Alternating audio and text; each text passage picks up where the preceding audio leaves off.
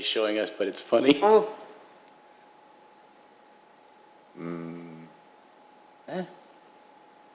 Okay, we are live. Good night. Welcome to the village meeting for December 21st, 2020. This is our last meeting of this year. Please rise for the pledge. I pledge allegiance to the flag of the United States of America and to the republic for which it stands, one nation, under God, indivisible, with liberty and justice for all. Thank you all for joining us. Clerk Simpson, roll call, please. Trustee Vito? Here. Trustee Raffato? Here. Trustee Papantos? Present. Trustee Lang? Here. Trustee Kruger? Present. Trustee Vogel? Here. President Horker? I am here. You have before you the minutes of the regular meeting of December 7th, 2020. I need a motion for their approval. So moved. I'll give the motion to Trustee Vogel, second to Trustee Kruger. Roll call, please. Trustee Vito? Yes. Trustee Kruger? Trustee Raffato? Yes.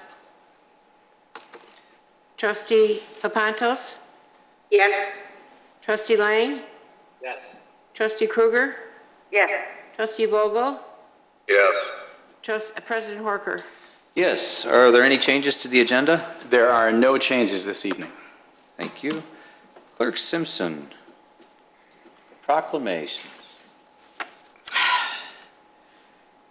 Okay, Charles Chuck Spratt Day, December 22nd, 2020. Chuck Spratt is a long-term resident of Wheeling and began his career with the Village of Wheeling on November 30th, 1995. During his career with the Village of Wheeling, Chuck Spratt served in the capacity of Fleet Service Supervisor, Building and Fleet Service Supervisor, Director of Public Works, and Superintendent of Fleet Services. Chuck Spratt has extraordinary knowledge and expertise in fleet repair and maintenance, overseeing the safety of approximately 131 village vehicles and 250 various pieces of equipment, and assisting with department emergency operations and holiday events. Chuck Spratt's extraordinary dedication to public service reflects the highest ideals expected of public employees and serves as a model for many to follow. Chuck Spratt retired on December 17, 2020, celebrating 25 years of service to Wheeling. It is with great honor that the Village of Wheeling recognizes Chuck Spratt, Superintendent of Fleet Services, for his long and distinguished career with the Department of Public Works. The Village of Wheeling and Department of Public Works expresses their genuine and sincere gratitude for Chuck Spratt's tenure of dedicated professional service and congratulates Chuck on his retirement.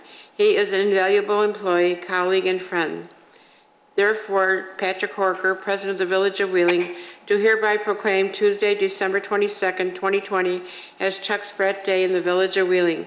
We are most grateful for the many contributions Chuck has made during his 25 years in public service and extend our best wishes for many years of good health and happiness during his retirement and future endeavors. Chuck, aren't you a little young to retire? What? How? Okay. I don't feel young, but yeah, I also spent 5 years with the city of Evanston and 10 years city of Chicago, so. Oh, wow. That's 25 years. That's a long time. I mean, what are your plans? What are you going to do? I'm going to stay low until this pandemic is over. I mean, I'm sure you all know that if it wasn't for that, I'd be sitting in the audience in my usual spot in the back corner. I just wanted to say, back in 1992, my wife and I chose the Village of Wheeling to settle down and raise our family. And in 1995, I was blessed when the Village of Wheeling chose me to manage its fleet. And when you count my father's 30-plus years as a school teacher for District 21, my family has almost a 60-year history with the Village of Wheeling. Both my daughters graduated from Wheeling High School, went on to college, and are both school teachers like their grandfather. The last 25 years have flown by with a lot of highs and a lot of lows, but mostly great memories.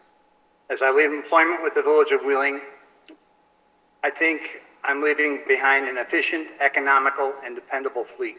But I certainly didn't accomplish this by myself. I would like to thank the village board for their trust in me and for providing the funding necessary to provide and maintain a first-class fleet. I would also like to thank all the talented and professional staff members I've had the privilege of working with the past 25 years, especially the extremely gifted and dedicated mechanics who gave 100% every day in carrying out their assignments. This is because of all these outstanding people that I've had the privilege with working with in this organization that managing the village's fleet was more than just my profession. It was truly my passion, and I wouldn't have traded it for anything. So thank you all. Well, Chuck, I'm sorry we can't have cookies and you know, a little celebration for you. Yep. But I mean, that's a long time, and that's a lot of service, and trust is earned and kept, and you certainly earned it over your tenure here. So thank you for all the time you gave. Anybody else? Thank you for the opportunity to speak tonight.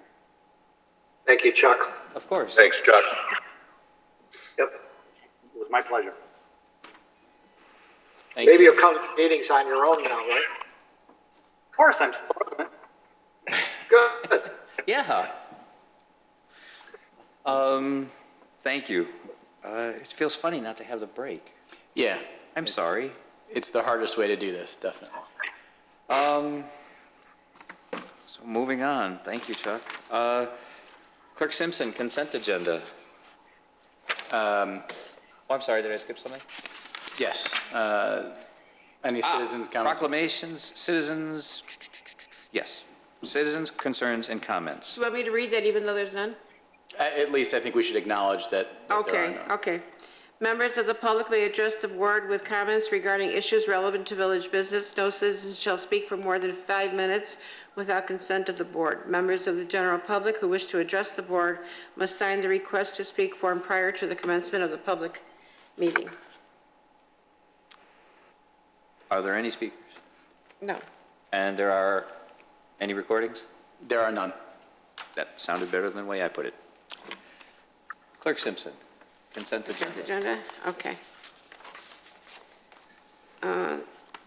Consent agenda. All items listed on the consent agenda are considered to be routine by the village board and will be enacted by one motion. There will be no separate discussion of these items unless a board member or citizen so requests, in which event the item will be removed from the general order of business and considered after all other agenda items. Item 11A, resolution approving change order number 1 for the amount of $30,279.45 and a reduction to the final contract amount for the Willow Road Reconstruction Intersection Improvements Project with A-Lamb Contractors Incorporated from $608,677.05 to $578,379.60. 11B, resolution accepting a proposal for liability insurance coverage from Arthur J. Gallagher Risk Management Service Incorporated and insurance consulting service from Nugent Risk Management Services. Item 11C, resolution authorizing change order number 3 in the amount of $22,526 to the construction contract with W.B. Olson of Northbrook, Illinois for the demolition and construction of new Fire Station 23.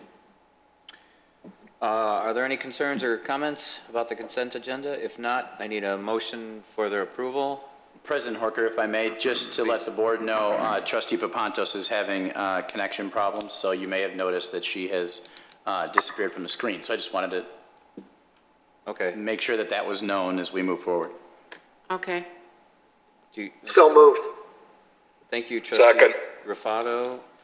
Second, Trustee Vogel. Roll call, Clerk Simpson. Trustee Vito? Yes. Trustee Rufato? Yes. Trustee Papantos? No. Trustee Lang? Yes. Trustee Kruger? Yes. Trustee Vogel? Yes. President Horker? Yes. Can Trustee Papantos text in on the thing?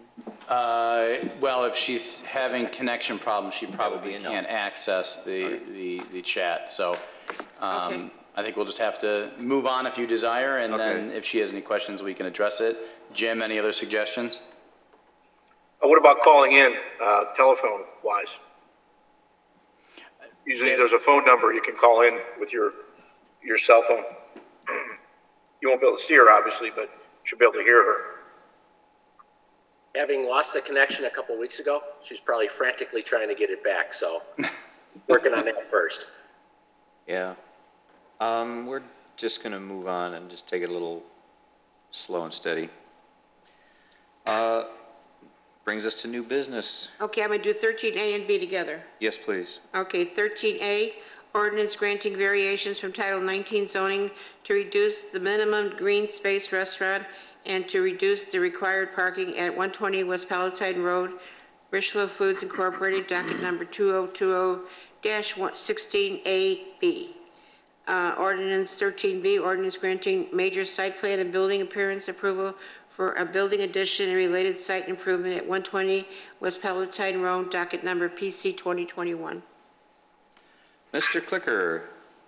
Yes, before you tonight, you have a request of Richelieu Foods seeking a zoning variation to reduce the minimum green space requirement from 25% to 21%, and to reduce the required parking from 52 spaces to 38 spaces for a new parking lot expansion associated with the construction of a 850 square foot building addition, which is identified as the applicant. The building addition is essential to accommodate increased business demand, which will allow the business to remain at the subject property. These are necessary to do the goals to maintain their business here in the town and to continue to grow and prosper. The Plan Commission did hear this at the December 2nd meeting. Both items were unanimously recommended for approval. With on the site plan issue, the only condition that was added is that the existing rooftop unit on the south end of the building shall be painted to match the building by July 1st, 2021.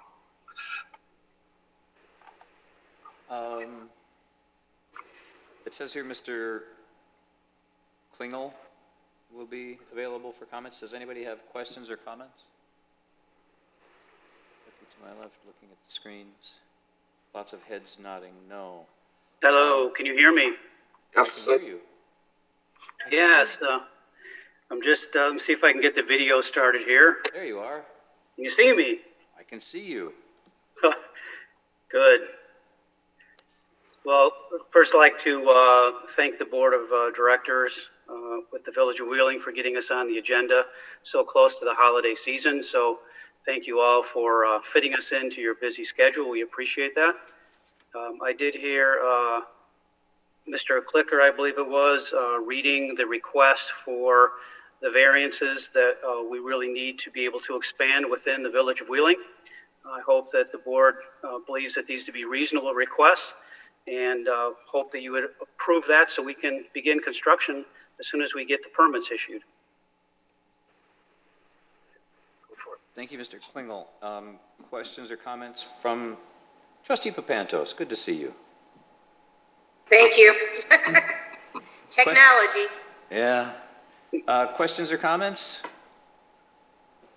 about the Richelieu expansion? David, Wonderful. What? I do have one question. There we go. Trustee Papantos. Thank you. You have reduced your parking and you've reduced you're increasing staff because of another shift, but you're reducing parking. Is the reduction in parking due to automation, and are you confident that you won't have a problem? Yes to the first question. The line that we're putting in is another high-performing pizza topping line. And if we look at the total number of people that we will be adding for both shifts, it'll be 25 people. So we'll actually be putting in more parking spaces than we will add in terms of people to the business. I believe that the village requirement was based on perhaps the office space when we're looking at adding that. And this truly is highly automated manufacturing space that we're going to be adding. Thank you, and it's excellent that you're expanding. Thank you very much. Thank you. If there are no other questions or comments, we're going to take the issues one at a time. 13A, the reducing the minimum green space. Need a motion. So moved. Trustee Rufato, second. Second. Trustee Kruger. Clerk Simpson, roll call, please. Trustee Vito? Yes. Trustee Rufato? Yes. Trustee Papantos? Yes. Trustee Lang? Yes. Trustee Kruger? Yes. Trustee Vogel? Did he say yes? I think he said yes, but You're thinking that is President Horker? yes. Thank you, Dave. That brings us to item B? B, yes. The site plan approval addition, was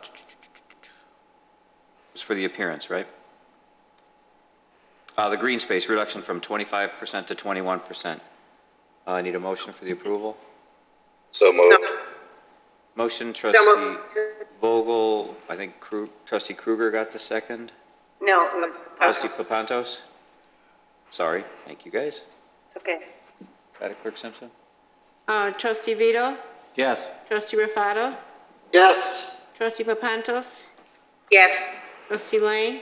Yes. Trustee Kruger? Yes. Trustee Vogel? Yes. President Horker? Yes, congratulations. Thank you. Appreciate your support, and we look forward to expanding again in the Village of Wheeling.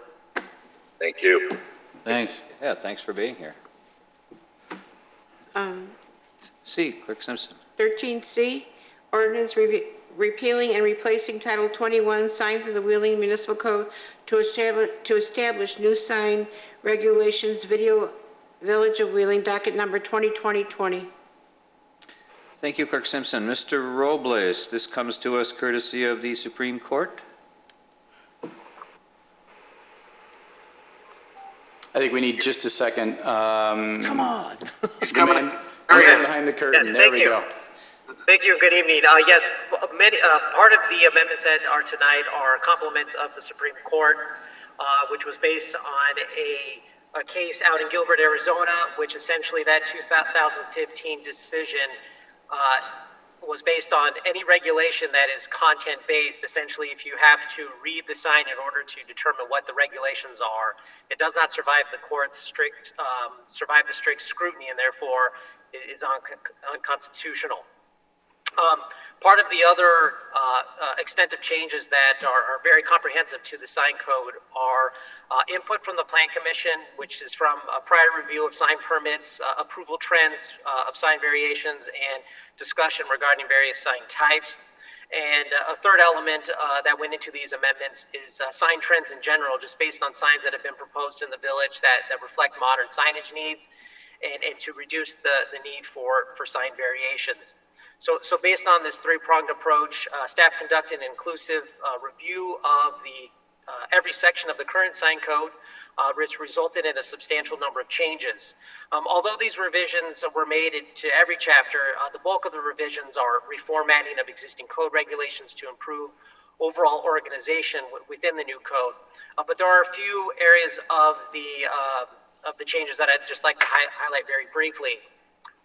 From the staff presentation, the next slide is regarding signs based on land use, and this is a fundamental change on the sign code in that the regulations identify signage based on land use rather than zoning district. So moving forward, signs will be based on how the property is being used, rather for residential purposes or properties being used for non-residential purpose, such as like commercial, industrial, or institutional properties. So what this does is allows the sign regulations to more accurately apply to the physical use of the property rather than relying on zoning. On the next slide is commercial signs, commercial wall signs. And the existing sign code limits commercial wall signs to one facade. Additional wall signs are permitted, but under very limited size requirements, and has led to an increase in variance requests for larger wall signs on multiple facades, which we've seen a lot of in the town center recently. So the new sign code addresses this by establishing qualifying facades based on three conditions, which the next three slides will highlight. The first condition being a facade that faces a street front, whether it's public or private. those facades, which are highlighted in the teal color in this example, would be allowed full wall sign area at the 1.5 square feet per linear foot of facade. The next slide is the second condition, in which facades that are adjacent to an off-street parking area where customer access is available, those facades would also be given the same ability to have the full amount of wall signage. And then the third condition on the next slide is facades that are adjacent to an off-street parking area, however, where customer access is not available. In this situation, wall signage would be allowed by right, however, under a smaller size requirement, essentially half of what all the other facades would be allowed, because this is not a facade that has either street frontage or customer access. So staying with non-residential wall signs, the amount of sign area can now be distributed amongst the same facade rather than the current limitation of one wall sign per facade. The basis for this is that, facade is permitted a maximum amount of wall signage, whether that's being used for a single sign or broken up into a few signs. The overall sign area for that facade is still being provided for. So this just allows some greater flexibility for commercial wall signs. An additional area that has seen changes is in regards to changeable copy signs, which includes electronic message centers or EMCs.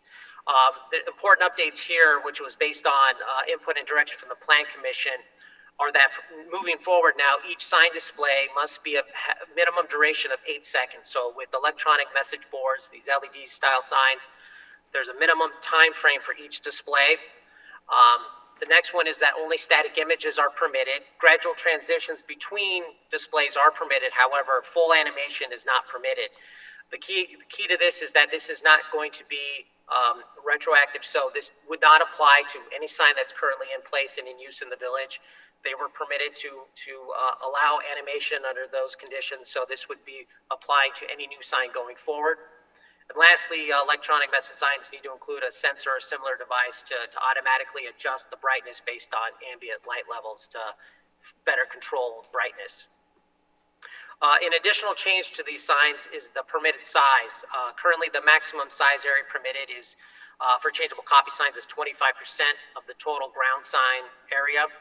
However, we've increased this sign area to 50% since the current 25% limitation, when you combine that with the maximum sign area of 100 square feet, often results in a larger ground sign in an effort to maximize the most area of changeable copy or electronic message center. So by increasing the percentage of changeable copy sign area, the same size of an EMC or a changeable message board can be achieved within an overall smaller sign structure overall. Real quickly on non-residential exempt signs for window signs, essentially this was one that is used by many businesses. It's an exempt sign, so no permit is required. But the current requirements are very overly complicated, so staff simplified that to make it very user-friendly, both for staff to enforce as well for businesses to utilize.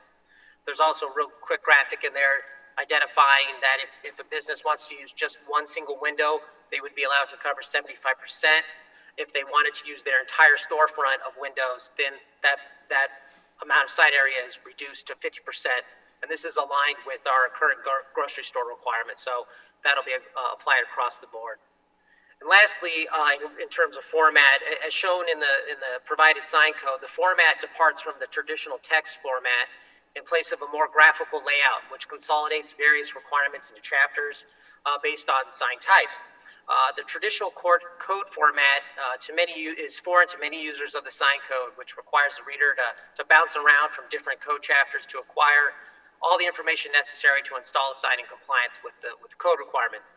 So staff has taken this opportunity to create a new format for sign regulations that provides all the necessary requirements specific to the various sign types within corresponding chapters, so that it's basically all the user has to do is go to that one section and get all the information that they need with the goal to improve the ease of use. So with that, that's a very high-level overview. If there's any specific questions on any of the code changes, I'm more than happy to answer any of those questions.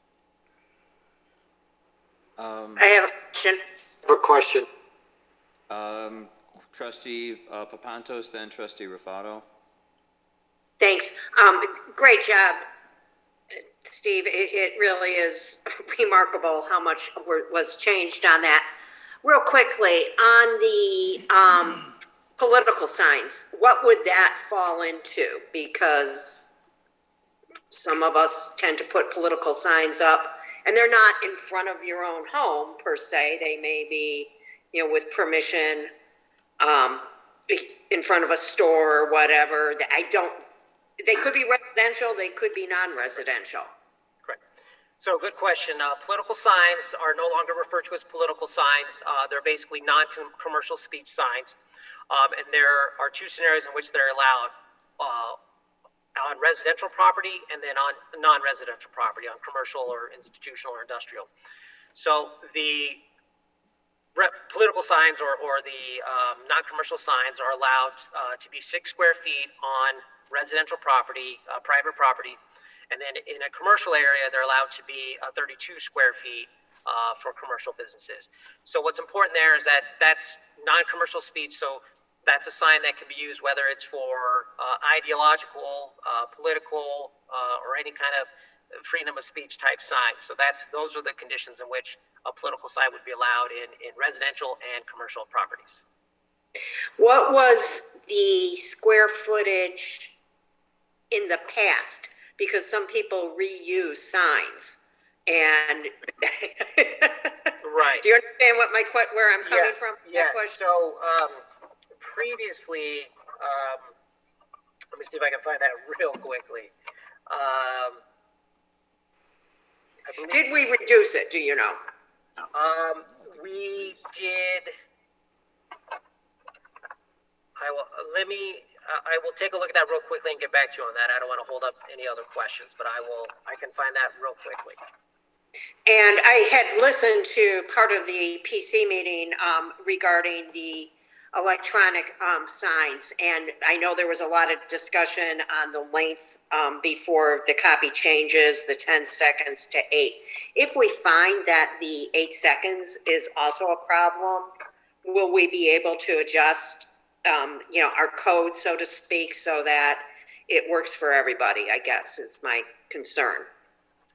Absolutely. That's one thing that we will monitor in the field. And if we start to see a significant number of complaints and in our discussions with businesses, if through that exploration we find that is too restrictive, then we can certainly return back with a proposal for a different time limitation, obviously reducing that to work with everybody there. To answer your question about the political signs, in commercial properties, the current requirement is 32, so that has not changed. And then in residential, that is 32 square feet as well in residential. So it has gone down.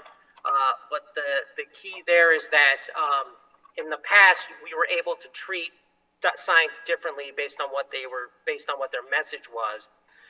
We don't have that ability anymore, so we have to treat all of these signs the same. So no matter what that non-commercial speech sign is in residential property, is all now 6 square feet.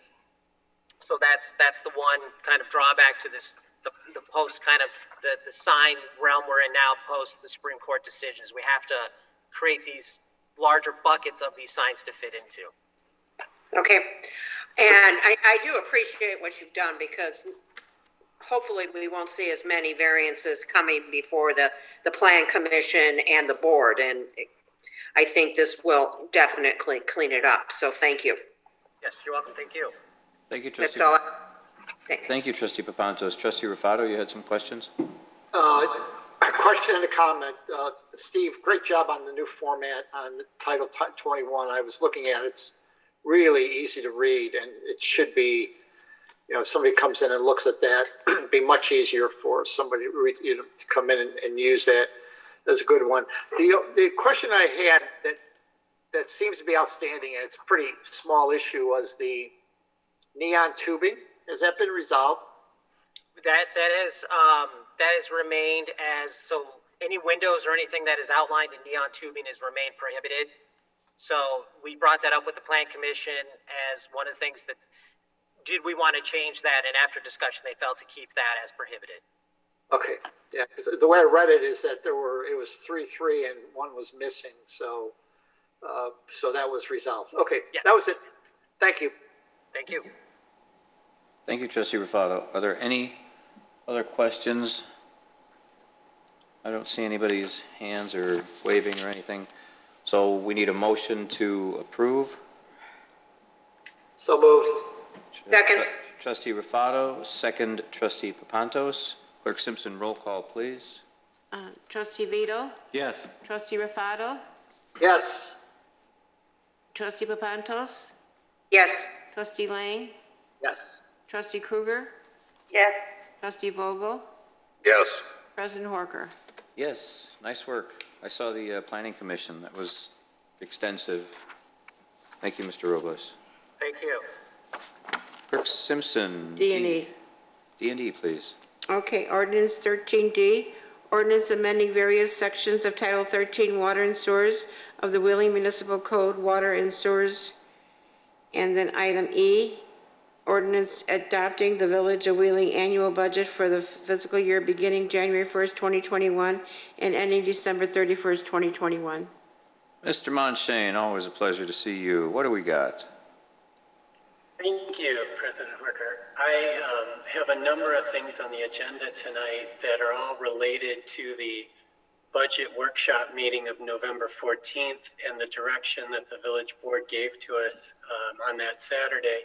And the first item is the annual water and sewer rate ordinance and the storm water ordinance. And as we talked about at the budget workshop meeting, the proposed water and sewer rate increase is 3.62%.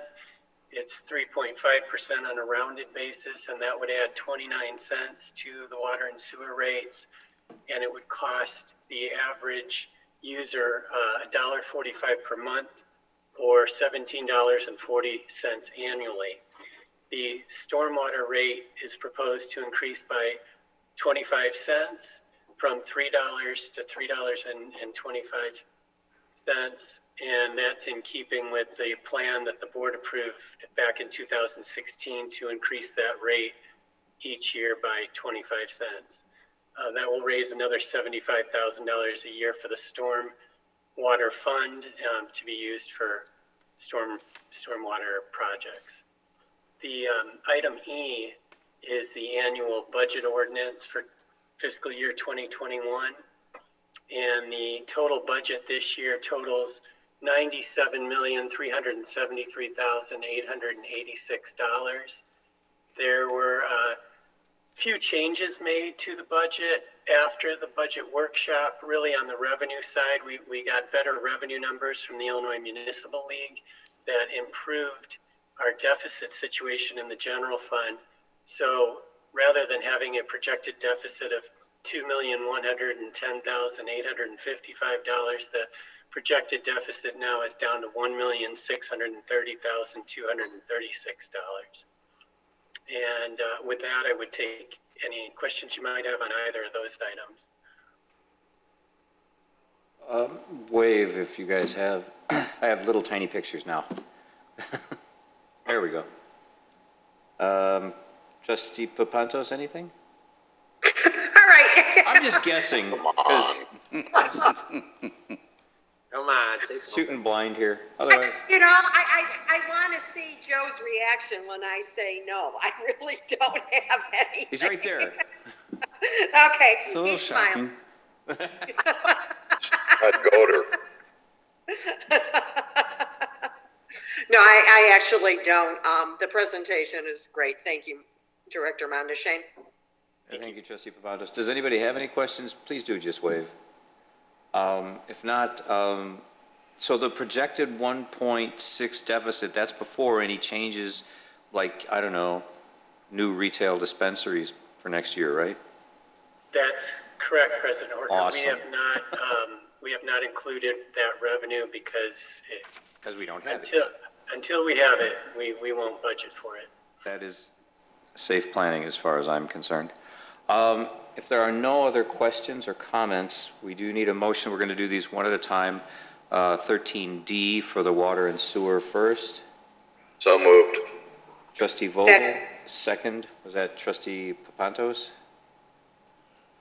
Clerk Simpson, roll call. Trustee Vito? Yes. Trustee Rufato? Yes. Trustee Papantos?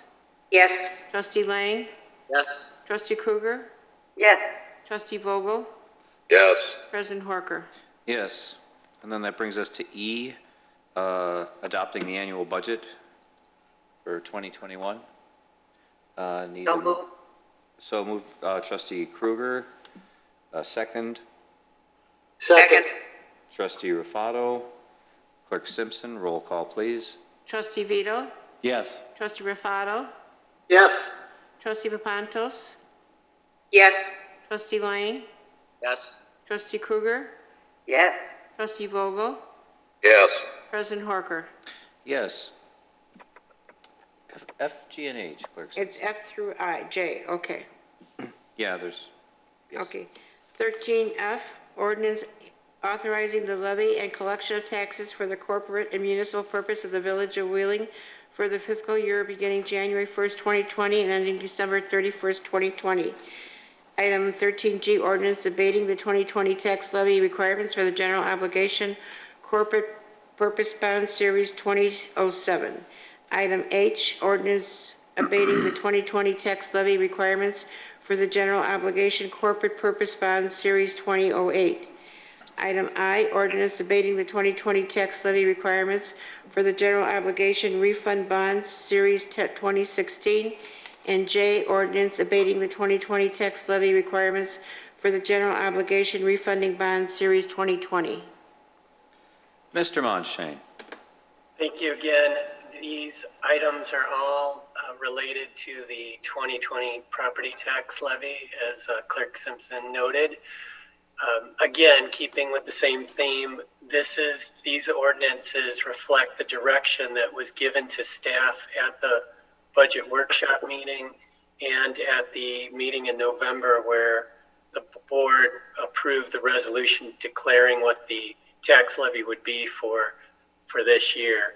The tax levy reflects no increase compared to last year as directed by the board, and it totals $16,853,862, which is exactly the same as the prior year's amount. The tax levy ordinance is item F, and then G, H, I, and J are all the abatement ordinances. And I just like to take this moment to explain what an abatement ordinance is.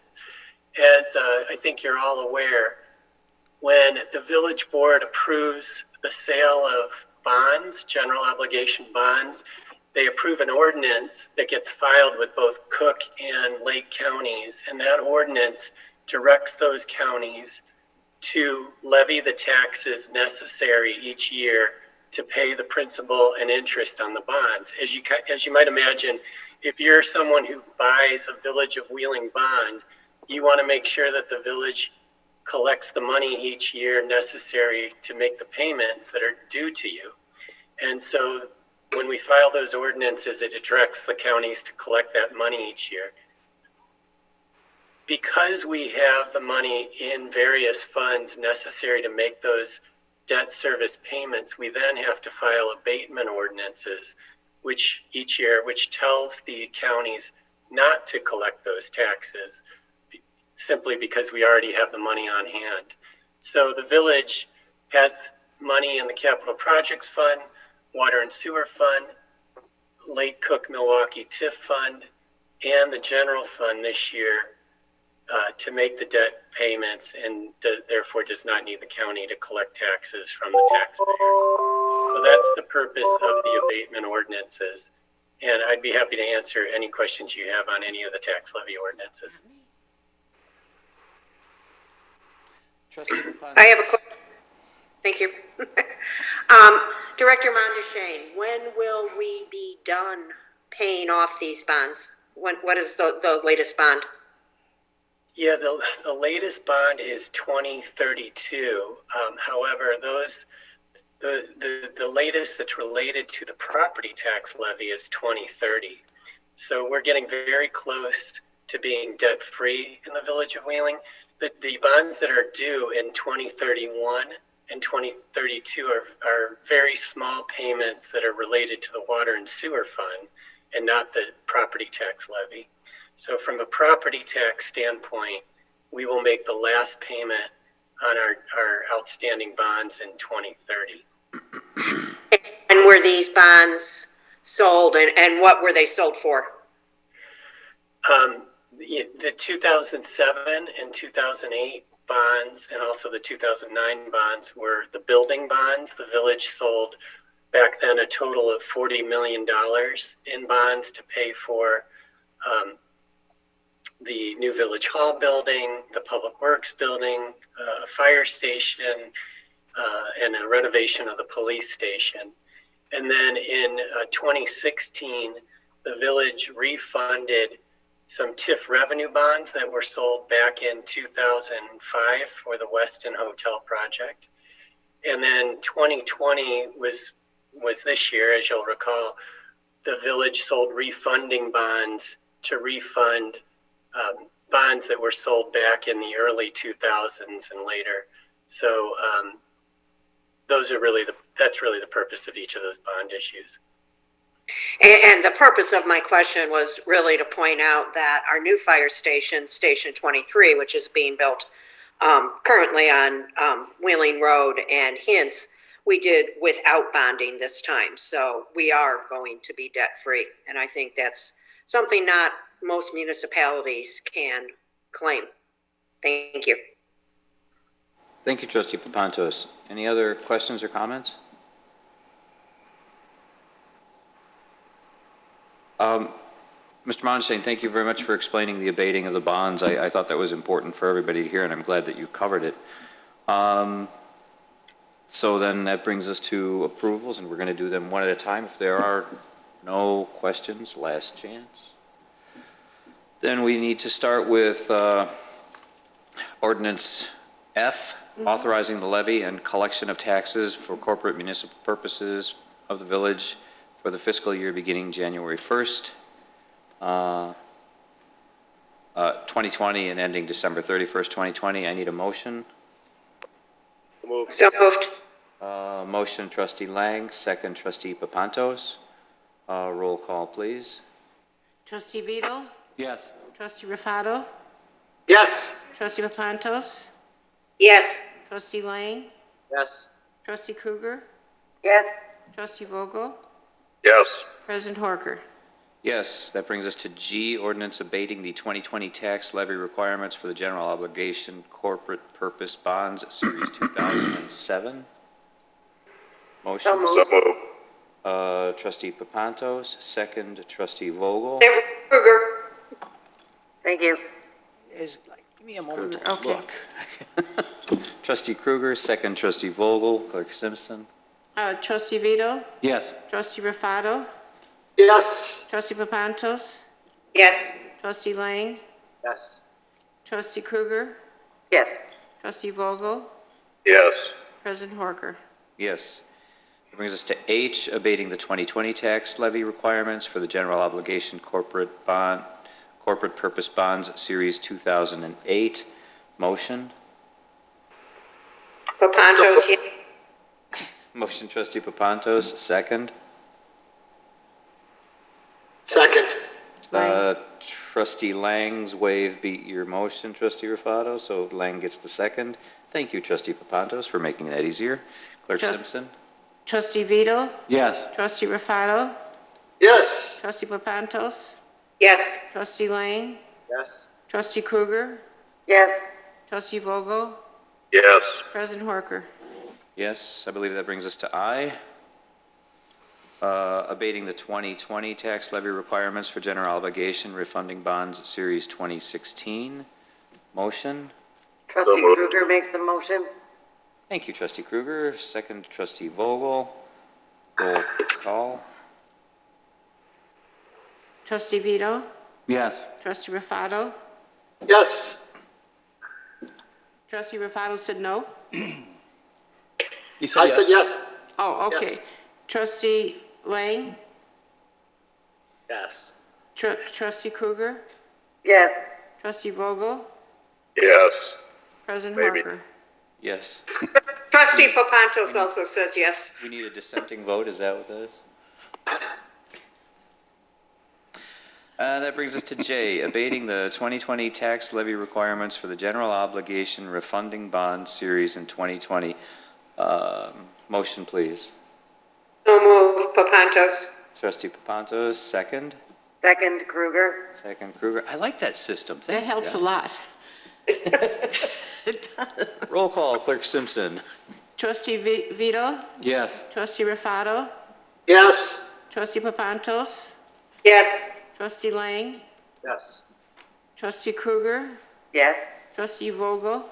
Yes. President Horker? Yes. So what we spend, it's about $100 million? Very close. Awesome. Let's do it again next year.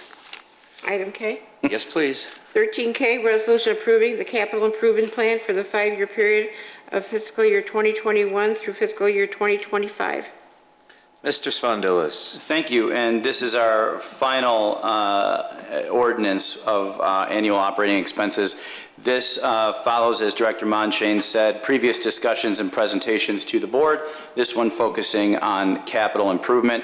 The capital improvement plan, as you know, covers, of course, the coming fiscal year as well as the next 4, so it's a total of a 5-year plan. For fiscal year 2021, this plan has just shy of $18 million invested in infrastructure for the community, and the plan itself has just over $49 million over the 5-year life of the document. For fiscal year 2021, there's the completion of the fire station as a highlight, as well as just about $3.5 million in street improvement programs and $4.5 million in various water main replacement and water loop projects, all of which, of course, are investments in the community, and as was previously stated, all of this is being done without any additional financial assistance, meaning there is no debt in order to accomplish all of these projects. I'm happy to answer any questions, should there be any.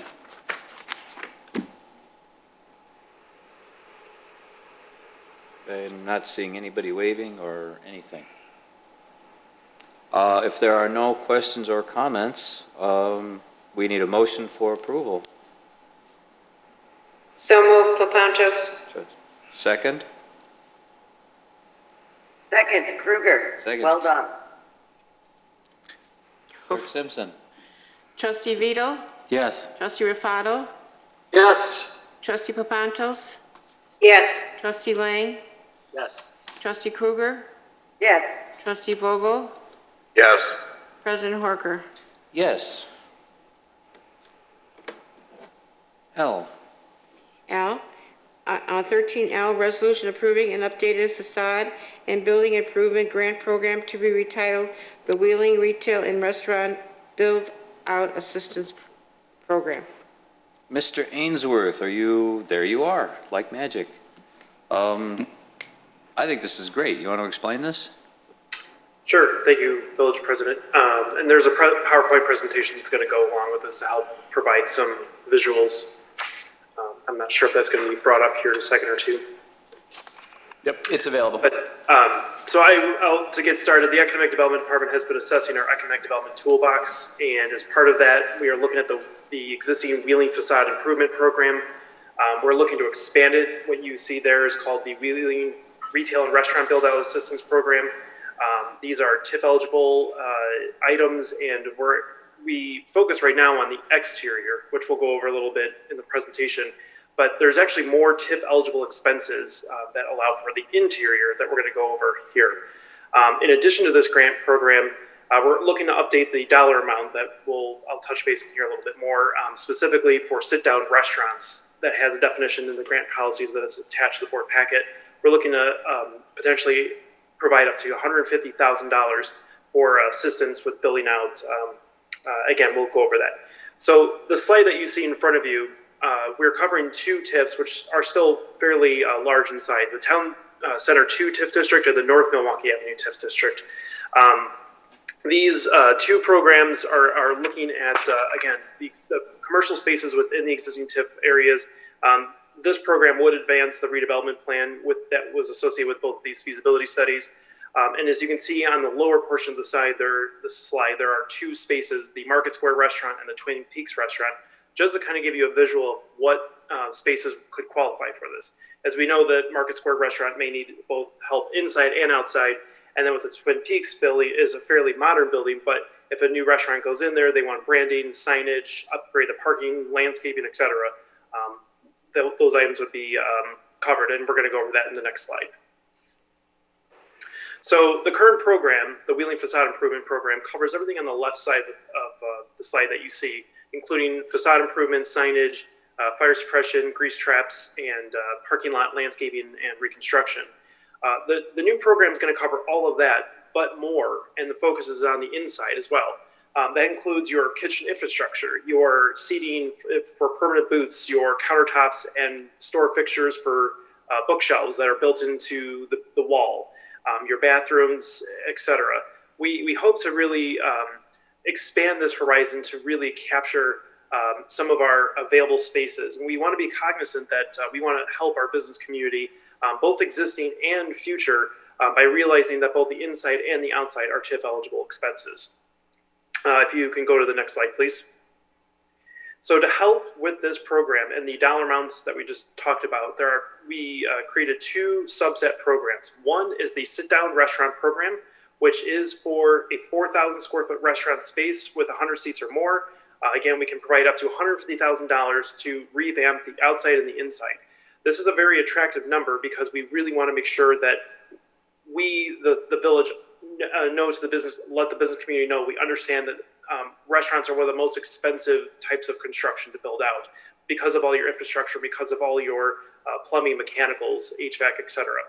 To be crystal clear, though, we are not purchasing removable equipment. We would be helping with freezer space. We would be helping with, walk-in coolers. We'd be helping with your black irons, which is your hoods and your vents, HVAC, building, you're building the bathrooms, etc.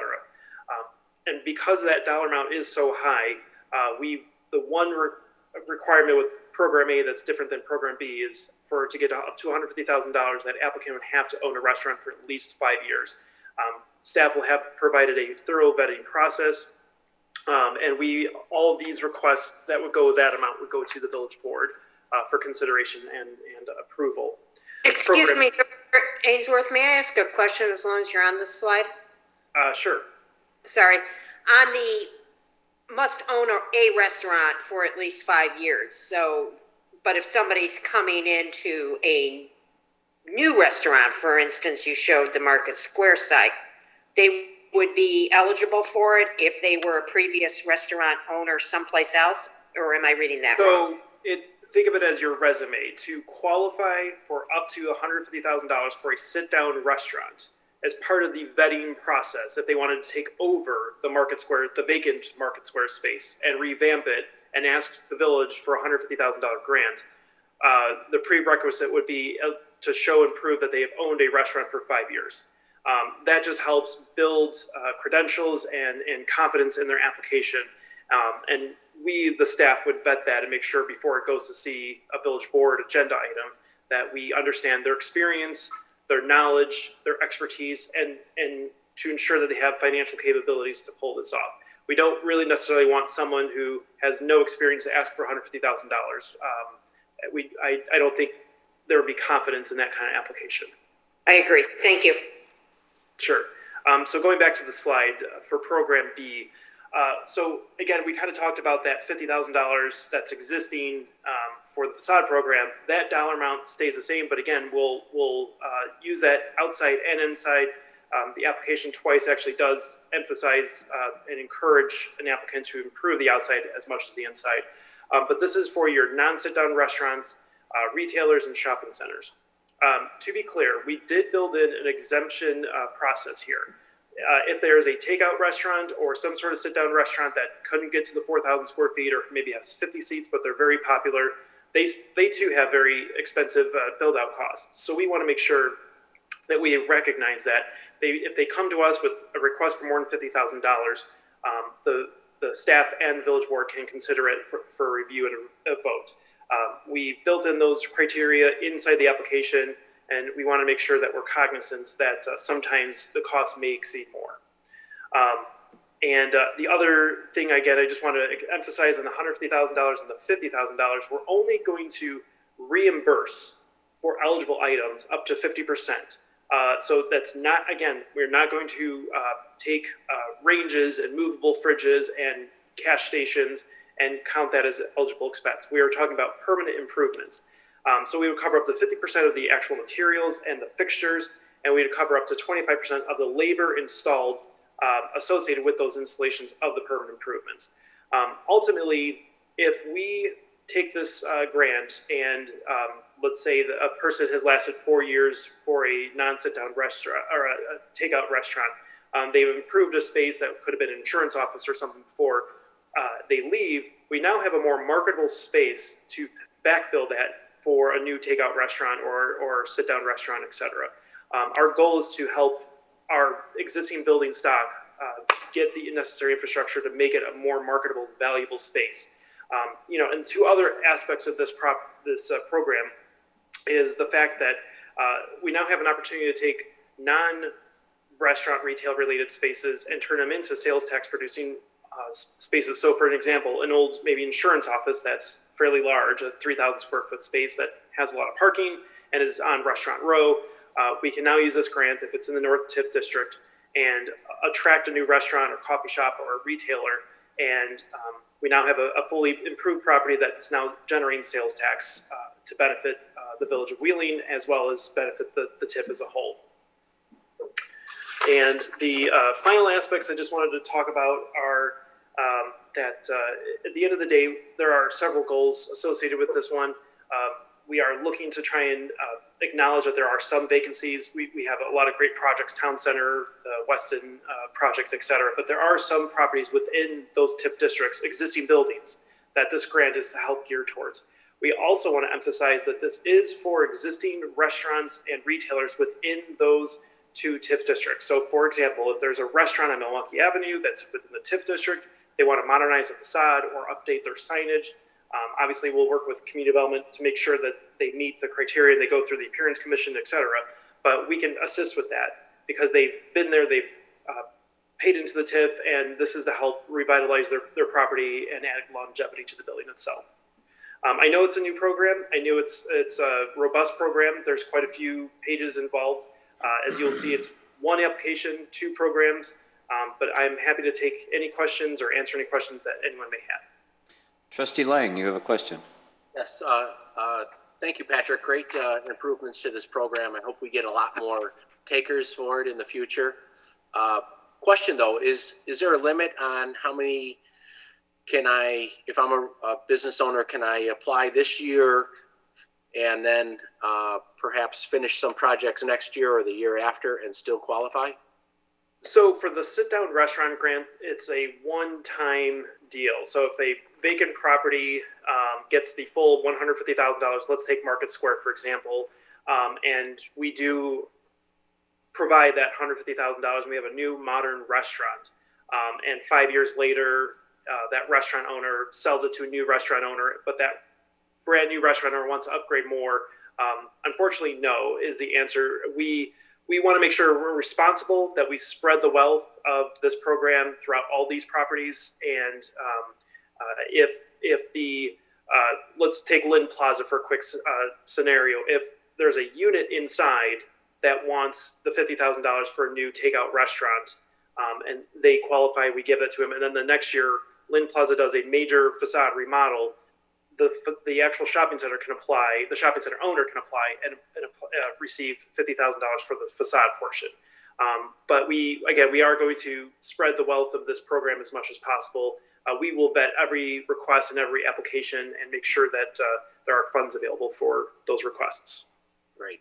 And second question is, I need prior approval for this as well. I can't just go and do a bunch of things and then say, put an application in and say, hey, I did this last year or this current year. Can I get some reimbursement for it? How's that correct. For clarification? Yeah, no, that's a great point. That's correct. So if someone had improved a property in 2018 or even 2019, this program will hit the books January 1, 2021. The answer is no. We're looking for future projects here, and they have to be approved by the village prior to start the work. That's part of that scope. Okay, thank you. Excellent, good questions. Trustee Papantos, you have something? Thank you. So what happens to a restaurant in the South TIF district? So there's actually very few, if any, restaurants or commercial spaces within the South or Southeast TIF as well. The current facade program is still on the books for the South TIF and Southeast TIF, and that program B does cover facade work. So there is still these items. Really, the $150,000, the main program A, is part of the North TIF, the North Milwaukee TIF, and the Town Center TIF. So it's somebody who's in the South, and I'm trying to think of restaurants in the South TIF. They would qualify for the old program up to that point. Right. Again, we essentially revamped this program, but we folded in the facade improvements for all four. Really, again, the emphasis is the $150,000 for these two TIFs, and then the facade is still on the books for the all four TIFs.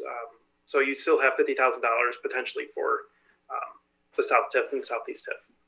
And if I may, Trustee Papantos, if there was a major redevelopment in the South or the Southeast TIF, we could enter into a redevelopment agreement that could cover construction costs and the like, provided they were TIF eligible. So the TIF Act is still in place with all its options. It's just not the parameters of this specific program. So there are options for the South and Southeast TIF. And in addition to that addition, we can always come to you and ask to amend the budget in order to include either the South or the Southeast TIF. This, as a pilot program, we thought made sense to offer two opportunities, one in each of the two TIF districts. Another question that you may be about to ask, I apologize if I'm getting ahead, is, well, what if two people in one TIF district want to apply for this grant? Should that be the case, and should they meet the requirements, we can always come back to the village board and simply ask for an amendment to the budget in order to provide the grant to more than one person during a fiscal year within each TIF district. But we thought for the pilot program that we would just start with one in each of the two subject TIF districts. Right. And I just want to emphasize that the funds for these grants are coming, these are TIF dollar funds that are coming. Correct? That the TIFs have generated these funds, so people watching aren't saying, the village is just using our tax dollars for this. This is from the TIF districts that have already generated this money so that it is available. And you hit a great point that as part of the TIF Act, there is capability to use TIF dollars to help improve existing buildings, to modernize the building stock, and improve the aesthetic functionality of these, and improve the commercial functionality. Part of the program even incentivizes outside seating. So we're really trying to really create an environment here that's rich in retail and restaurant opportunities. And to dovetail to Village Manager Spondilas and to Village Attorney Ferrillo, we are not going to do an RDA with this. This is a grant application that goes to the business owner. So an RDA would technically be for the property owner or developer. This program is strictly for a business owner or an existing business owner, prospective business owner. Thank you. It looks like a great program, and thank you, Director Ainsworth. It certainly was a lot of work that you put into this. I appreciate it. Thank you. Thank you. Trustee Rufato, you have something? Just a comment. Did you, when you're putting this together, and I see what on the submittal that they have to sign a minimum of a 5-year lease on the property. So is that your way of ensuring that they're going to be here for 5 years? Because technically they could turn around. I mean, they could do all the improvements, but I guess it wouldn't matter if they sold it as long as it stayed open as a restaurant. Did you think about putting some type of bogey on that back end for them to stay in business? Yeah, so village staff had talked at length about any clawbacks or any provisions about this. There's a balance between we want to be business friendly. We certainly want to improve these properties as well as make sure that we're responsible with these TIF dollars. So a typical restaurant and retail lease is 5 years. And in most cases, when a property is, a lease is signed on a property, let's take a restaurant, for example, they have a contingent lease, contingent upon their lease being activated if they get their building permits, so they get hypothetically a liquor license, et cetera. We can accept a contingent lease so they know, okay, before I spend a lot of dollars and a lot of rent dollars, I can go through the process with the village, obtain this grant approval. And again, it's only an approval. The grant is a reimbursement. And we will make sure step by step that they follow what they need to do, pay their contractors, close out their permits, open up for a restaurant, and then they can submit for a reimbursement. So then how are you going to, quote unquote, advertise this? For instance, somebody wants to lease Market Square, that's going to go to the landowner. Are they made aware of these new grants that we have in place? Yeah, so Business Development Coordinator Marianthi Thanopoulos and I are going to do a massive advertising campaign with the existing brokers, commercial brokers who specialize in restaurant and retail, the current property owners that may not have representation from a brokerage community, and we're looking to do a marketing campaign starting Q1, Q2 of next year. Our goal is it takes about 5 or 6 months to build out a restaurant space, and we hope that with hopefully the pandemic ending here shortly, that someone takes advantage of the grant, builds it out, and then by the time of spring and summer, they can have an outside seating. They can hopefully have some indoor seating, and we have a new restaurant that's on the books here. Great, thank you. If there are no other, Trustee Vito. Yeah, I have a question. To Manager Sfandilla, so am I correct in what you were saying that it's 150 max, so it's basically one application for each TIF? For the two subject TIFs, yes, we are budgeting 150, so it will be one complete grant for each TIF district. And then same with the 50s in the subsection B? Correct, which is the way we've always done it. We always budgeted one $50,000 grant. But again, if another applicant comes in and it's viable, we simply come back to the board for a budget amendment. Okay. And if it's two, it's basically, is there a consideration if there's two, what we're going to do, basically who's more blighted and vacant, or? I think we would take each application on its own merit, and if there are two restaurants that require 150, that's what we would bring to you. We just don't want to budget more and then say have no one come and apply, and we've got $1 million sitting out there budgeted that never gets touched. That's all. It's simply a matter of record keeping, really. Okay. Director Ainsworth, I like the program. Hopefully we get a taker or two in some of the vacant buildings, or one of the vacant buildings, I suppose. And hopefully it works out and pushes some people into coming back into the village and getting back into the game. So thanks for all your work on it. Thank you. Thank you, Trustee Vito. Any other questions? There are no other Trustee One other Pontos? question, I'm sorry. Sure. Director Ainsworth, I've never heard of this type of a program and this much. I know we've had the facade improvement for some time. Is this new? Do other local areas have this? Do you know? Any other local municipality? Not this dollar amount. There are other communities. I came from the city of Des Plaines. There was a similar program they had for their downtown.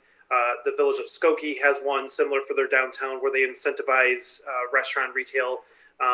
We have a great culture of Restaurant Road. We have a great culture of supporting our business community here. So we really wanted to show that support for our businesses by reaching a dollar amount where we acknowledge how much it costs to build out.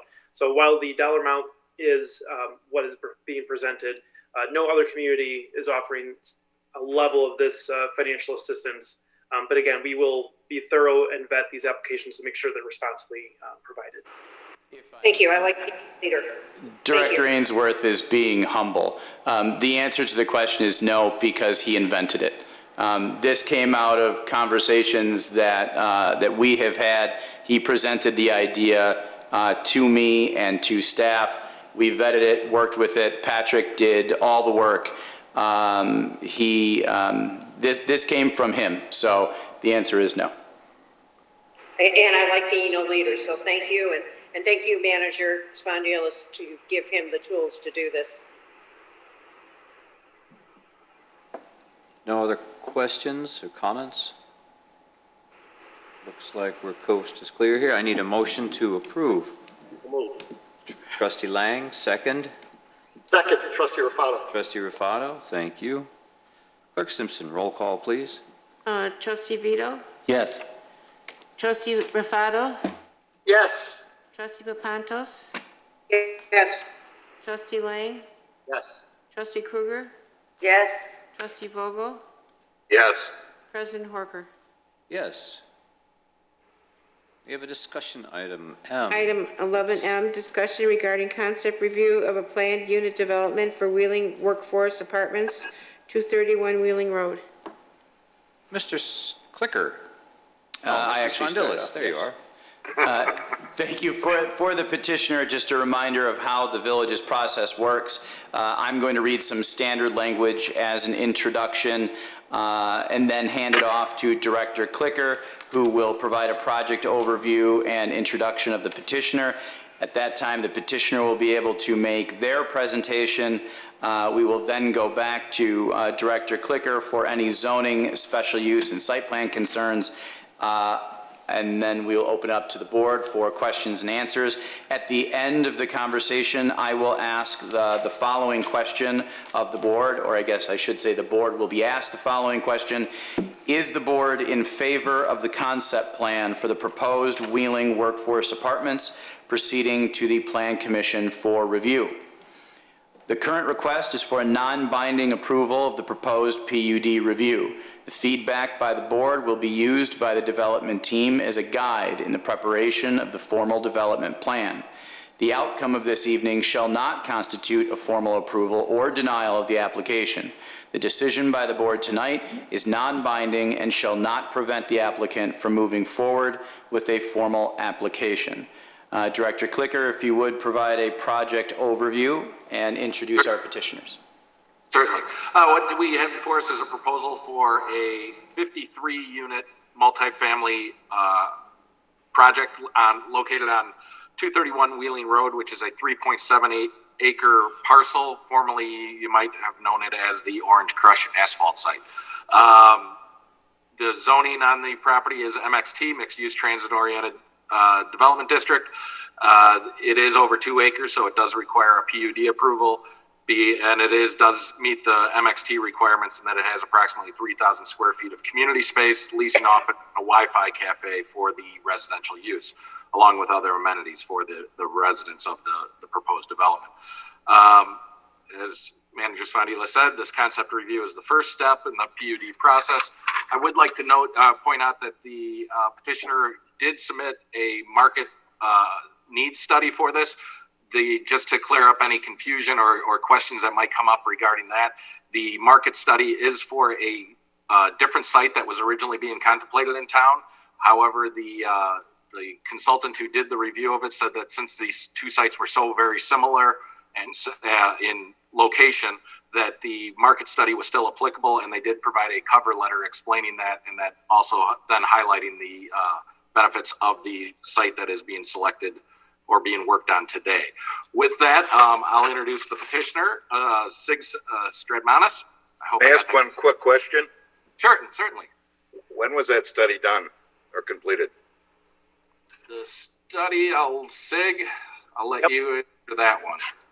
Sure. Basically, it was re-reviewed only months ago, but the study was completed, I believe it was 2019, so it's very recent.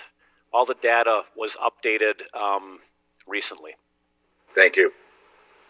So with that, you met Sig there real briefly, Sig Stradmanis. I hope I'm getting that right, Sig. Darn close. With General Capital Acquisition and his partner, Josh Heffron? Wait, Josh has been. Josh, you're on mute. I'll fix that. Very good.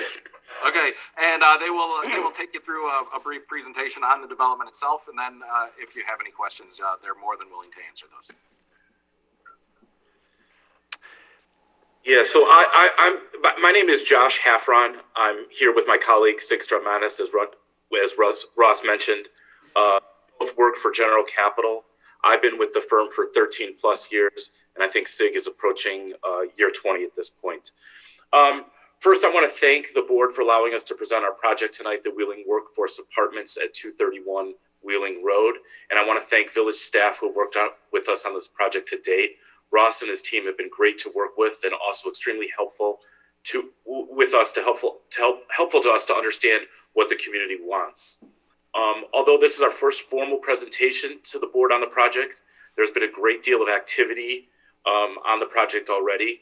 The Illinois Housing and Development Authority Board last Friday approved the transfer of housing tax credits for this project to the site, 231 Wheeling Road.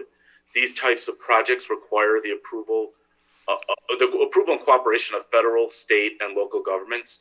To already have the credits for the project is critical and eliminates all of us having to wait and see if the project would eventually receive an allocation of credits to move forward. We are here to take the next step tonight to hear your thoughts and questions about the project. We're at a point now where we will have to invest significant dollars into the project, starting with full-blown construction and engineering drawings, as well as reserve the credits with IDA, which requires a $150,000 deposit. I'd like to take a step back at this point and introduce General Capital. We will be the developers and owner of this project for at least the next 15 years. As we will hopefully be a part of the community for a long time, I think it's important you know a little bit about us. First, we're a real estate development and investment group headquartered out of Milwaukee, Wisconsin. I work out of Northbrook, Illinois, which is close to my home. We do 40 to probably 70 million of annual development yearly. We have 23 employees. The employee background is important to note that we have experts in finance, entitlement, and accounting on staff. We've done 35 different housing transactions or transactions similar to this since our inception in the mid-90s. We were founded by two brothers, Michael and David Weiss, started as a grocery anchored shopping center developer, and then quickly moved into housing. We have good experience working in Illinois. We were the developer of the first Mariano's in Arlington Heights, and we have 3 housing projects in Illinois, one in Port Byron, one in Rockford, and we're under construction on a senior project in Johnsburg, Illinois. We're a very active group. Right now we have 7 housing transactions, either in closing mode or under construction. Then those projects are in Michigan, Illinois, and Wisconsin. If we can move on to the next slide, please. Perfect, thank you. I bring this slide up. This is one of our projects called Beer Line B in Milwaukee that we completed in 2012. It's 140 units. It's located right on the Milwaukee River in the Beer Line neighborhood. This, is for those of you not familiar with Milwaukee, this is one of the highest rent districts in Milwaukee. Our project is and was the first affordable project in the area. We are literally next to condo selling for $500,000, and within our and I bring this up for a couple reasons. This slide, I think it's important for a couple reasons. One is that our product is indistinguishable from market rate projects. So if you drove down the frontage road here, you would see market rate, and then our project. And I would argue that you wouldn't be able to tell the difference between our project and a market rate project. Second, within our project, which will be similar to the Wheeling Workforce Apartments, we have a mixed income project. We have literally people paying $1,800 to live in an apartment in the building next to a tenant paying $400 a unit for their rent. I think it's important to note that all of the tenants in the gym, regardless of the rent they pay, enjoy all the amenities of the building and the location, including gyms, community space, and common area. Some you see on this slide. The next slide I want to bring up speaks to demand for this type of housing in Wheeling. As Ross mentioned, we commissioned a market study done by Valerie Kretschmer and Associates, who's a third-party independent market study firm out of Evanston, who studied the area. And one of the areas that she studies is the demographics and the potential demand for an apartment project like this. The point of this slide is to show that the project is going to be 53 units and the different levels of income of people that will live in the project. What I'd like you to take away from this slide is that a 5-person household living in a 3-bedroom apartment in our project can make up to $77,000 a year and still qualify to live in our building. So the next question, and moving on to the next slide, is how many of this subset of people live within Wheeling? And the way we look at this is we look at it by households. And this again is from the study, and this information is derived from Census Bureau data. But within Wheeling, there are, I think it's 8,229 households making less than $75,000 a year. So essentially, the 55 to 56% of Wheeling is eligible by income levels to live in this apartment building, which is, a significant number and a significant percentage of the population. I think it's also important to point out in the study that the study believes that the apartments will eventually, if this project moves forward and we begin lease up, and then when we're done with construction, that the project will lease up within 3 months. We think that's conservative. We, plan on opening, if we move ahead with this, 100% full on the day we open. I'm now going to turn it over to Sig Stratt-Manis, who was introduced earlier, to talk about the building design and layout and some of the programming within the building. Good, thanks, Josh. So I'll talk a little bit about both the location for our project and also some of the specifics as it relates to the site plan layout, to the design of the building, and some of the amenities that we're planning for. First, and really importantly, we just think this is an excellent location. It's an absolutely perfect location for what we call a transit-oriented development. It's what the zoning is all about. It's basically higher density housing that's near the metro station. And it's not just that we're only about a block away from the metro station. It's also that we're within walking distance of Dundee Road and also of Heritage Park on the east side of the tracks. And so basically all the benefits that Wheeling Town Center has to offer, we basically can take advantage of with this location. So we're really excited about that piece of it. This location has a very high walk score, and what that basically would imply is that you can do everything you need to with an easy 5-minute walk. And of course, a train station gives you access to jobs throughout the region. So in so many different ways, it's really a perfect location for what we have in mind. We also think that it really complements the whole, I'll call it the whole spectrum of housing that's in the town center area, right in the heart of the village. And we basically, as Josh mentioned, our property, from every outward appearance and the way we function, the management with strong management, et cetera, will be like any other property that you have in the heart of Wheeling. And related to that, we take real pride in how we run and operate our properties as far as the amenities go. We have really dynamic communities that are really engaged. A lot of people like to hang out in the common areas. We have networking cafes. There will be a fitness center and other places for people to get together and to basically have a community. And so those are really important things to us, and we really take pride in how quickly we lease and how long people stay in our properties. We really do experience low turnover because of the care that we put into that piece of it, to the programming piece. And the other thing I'd bring up is that every property that we've done since I have been with General Capital which is going on my 21st year actually, is we have done some type of a third-party certification with the green building and with the sustainability features. So everything from energy efficiency to water use, sustainable building materials, we'll have a third party verify these features, and we're going to be LEED certified in this case. And the last thing before I jump into the actual site plan and all the architectural details is that we have been working with the village staff, and really we want to be responsive and continue to work with staff as we hear more comments. We actually got a lot of technical comments in the first round from staff, and we're trying to address those with each of our iterations that we're bringing back to the village.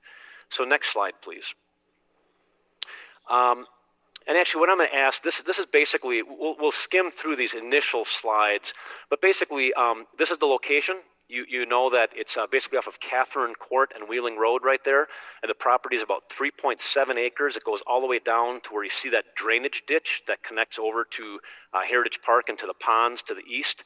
And then on the north end, you have some flex space, flex kind of industrial space, and then some vacant land before you connect to the train station, which is that right in that parking area that's across from One Wheeling Town Center. So next slide, please. And basically, as you know, the site is vacant now. It was the Orange Crush asphalt plant. We've done some environmental investigation, and we have some further investigation to do, but basically we believe that our project will be able to handle any of the remedial efforts as part of the development, meaning a cap and cover, certain source removal of some of the contaminants, but we're comfortable with where we're at with our knowledge of the site currently. And then the next one, just a couple of shots of the surroundings and some of the proximity and some of the neighbors near the site. And then same thing with the last couple of slides here. And so here's our site plan. Basically, right now there's two vehicular access points. To see one off of Catherine Court and then one off of Wheeling Road.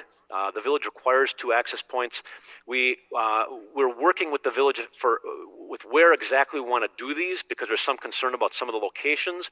We've hired a traffic consultant to help us exactly locate these, and we're working with village staff to identify what the best and safest points of access will be. We put the building as far north as possible on the site, basically so that it'd be as close to the train station as possible.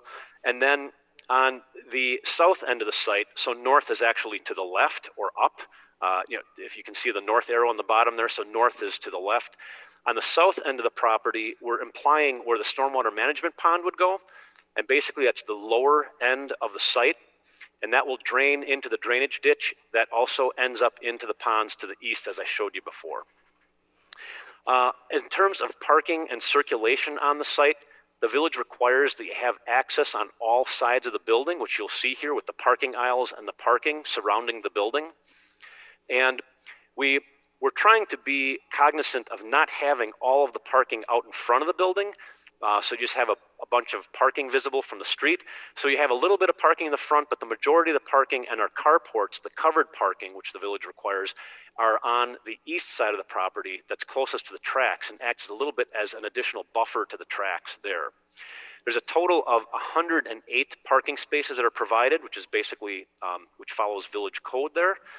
And while we're implying some of the landscaping here, our intention is to have a very densely landscaped plan, including buffers to the tracks and also some buffers along Wheeling Road, and a special feature that would be a hardscape plaza that is right directly next to our main entrance and our community spaces on the ground floor, which you can see that, yeah, that's actually a wheel shape. Sorry, a little too literal there, but basically we're thinking about a plaza right in front of our major community space there.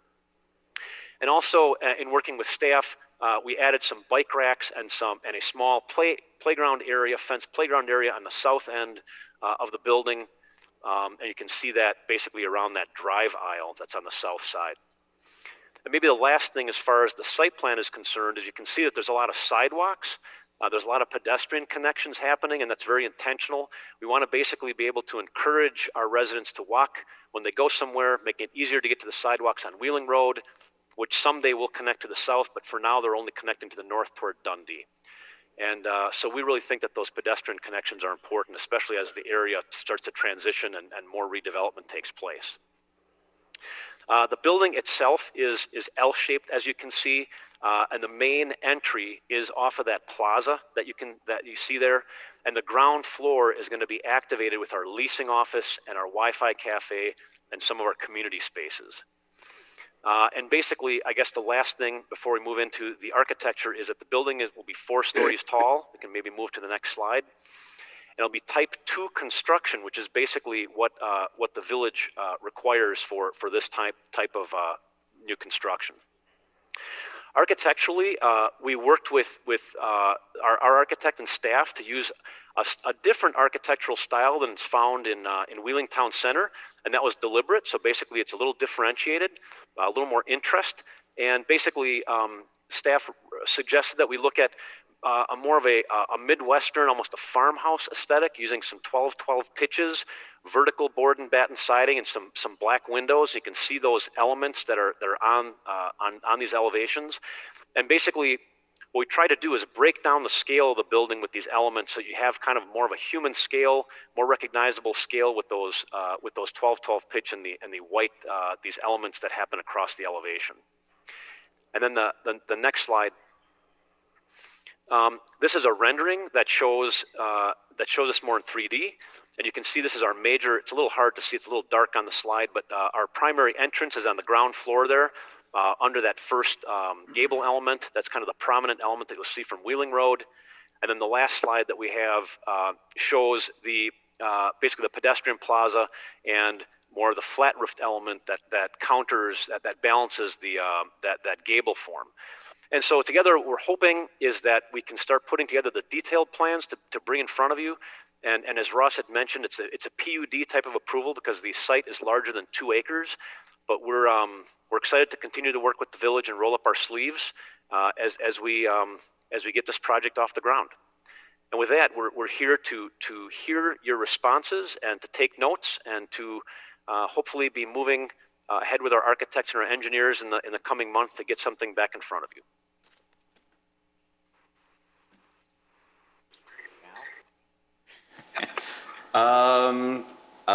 See, Trustee Kruger, then Trustee Papantos, Trustee Lang, Trustee Rufato, Eventually. and Trustee Vito eventually. Everybody's over here. Trustee Kruger. Okay, thank you, Mr. President. Gentlemen from the development company, thank you for being here and bringing your project. Some of my questions you've already addressed in your presentation. One of my first questions was regarding remediation and environmental because of the previous landowner. So I'm glad that you addressed that.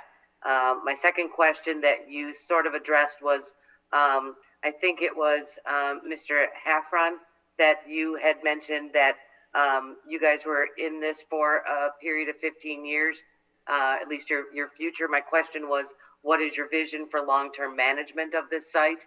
I don't want to see you build it and then flip it and give it to someone else. So Sure. So Josh, you can answer that one. Sure. So I think one of it's an important, not issue, but element of this project that you're bringing up that I think differentiates us from this type of development from other development is that we as owners and developers will own this for at least 15 years, which is the initial compliance period of the affordability period. But the affordability period will last for 30 years. We're cycling through our first projects we did 15 years ago today, and we are buying those projects back from the investors and maintaining control and ownership. We haven't flipped one yet per se. I think it's also important to note some of the features of this project because of our long-term ownership that provide stability or should provide stability and comfort to the village, and that lies in the nature of this program. And the most important thing is that, or to recognize, is that we as principals will be providing personal guarantees on the construction of the building, as well as the delivery of the credits, as well as the operations of the building for 15 years, meaning that our end investor, which will most likely be a large institution, a bank like Morgan or a US Bank or a PNC or someone like that, can personally call on the principals to make them whole in the deal. So our ownership is for 15 years at least, as well as backed up by personal guarantees to our investor. Good, thank you very much. And I think there was some mention to pedestrian connectivity to Right. town center and the park district. Are you open to providing a safe pedestrian connection? I don't know how you do that over railroad tracks, but Yeah, it's tricky. So right now there's an at-grade pedestrian connection at the train station, and basically that's we're considering that our main initial pedestrian connection. I think that the trouble with doing some kind of a bridge is that when we've looked at trains and the clearance requirements, they become massive structures and become cost prohibitive and frankly, huge, right? Huge infrastructure project. So typically, I'll say this, that there's that connection, and also Dundee Road. It's a little circuitous, but a lot of the services and a lot of the shopping is up at Dundee. Right. But for now, I would say that if the village has something in mind, we'd certainly cooperate with you. But we don't envision any kind of bridge structure at this moment. I'd like to hear that you're going to work with staff to, keep exploring that. If I could add to that just real quickly, Trustee Sure. Kruger, that we have explored those options with them. Yeah, building any kind of an overpass or underpass underneath the railroad tracks would be, quite frankly, with my experience with Metra and the underlying railroad companies, would be almost an impossibility.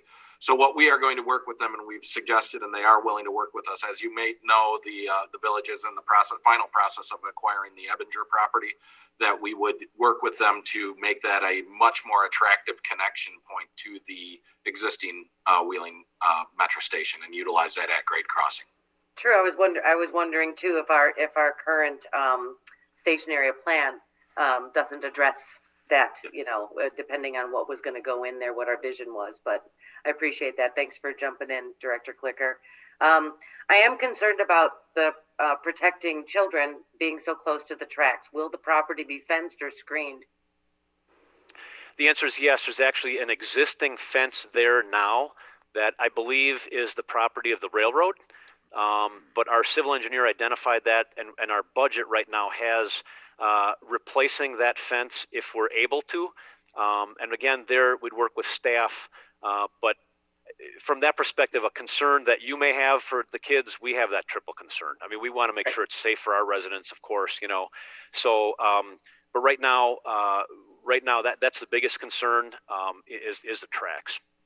Great, fair enough. My last two items are more commentary than questions. I do like the chosen location for the detention area. I'm sure you did topography, and it really makes sense for it to be on that south end, close to the Right. drainage ditch, where it's probably going to expel its liquids anyway. I do like the design and appearance of the building. It has a unique and charming appeal to it. So I do like the gables and that kind of farm appeal. It definitely sets itself apart from the existing apartment buildings in the area. So thank you for answering my questions. Great, we appreciate the comments. Thank you, Trustee Kruger. I'm just guessing at my order. I have it roughly written down. So Trustee Rufato next, and then Trustee Lang. Oh, thank you.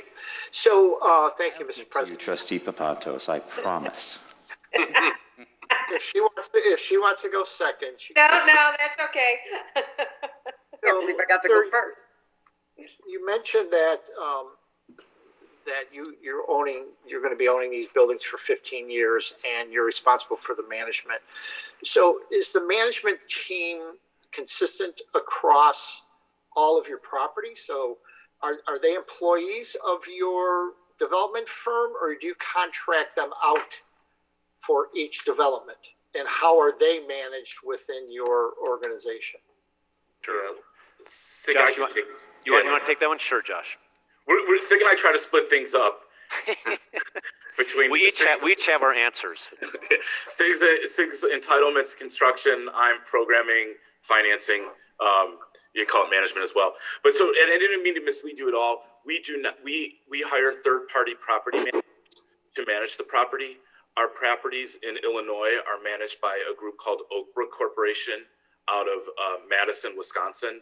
Oak Brook manages probably 7,500 to 8,000 units.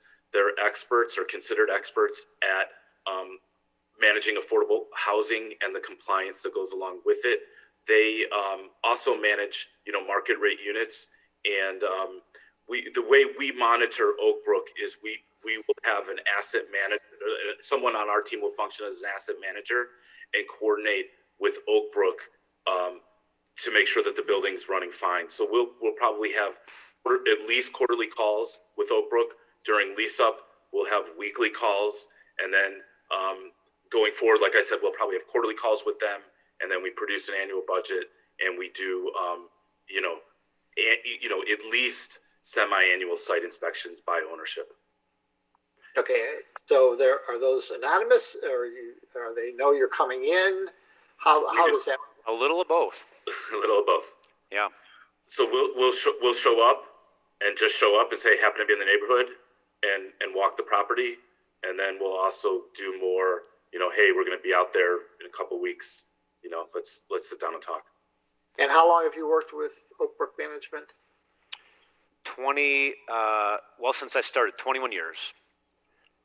Okay, thank you. And I should also note, Trustee Rufato, if I may just for a second, the other thing that we found is that 99% of the time, the on-site property manager will be a local person.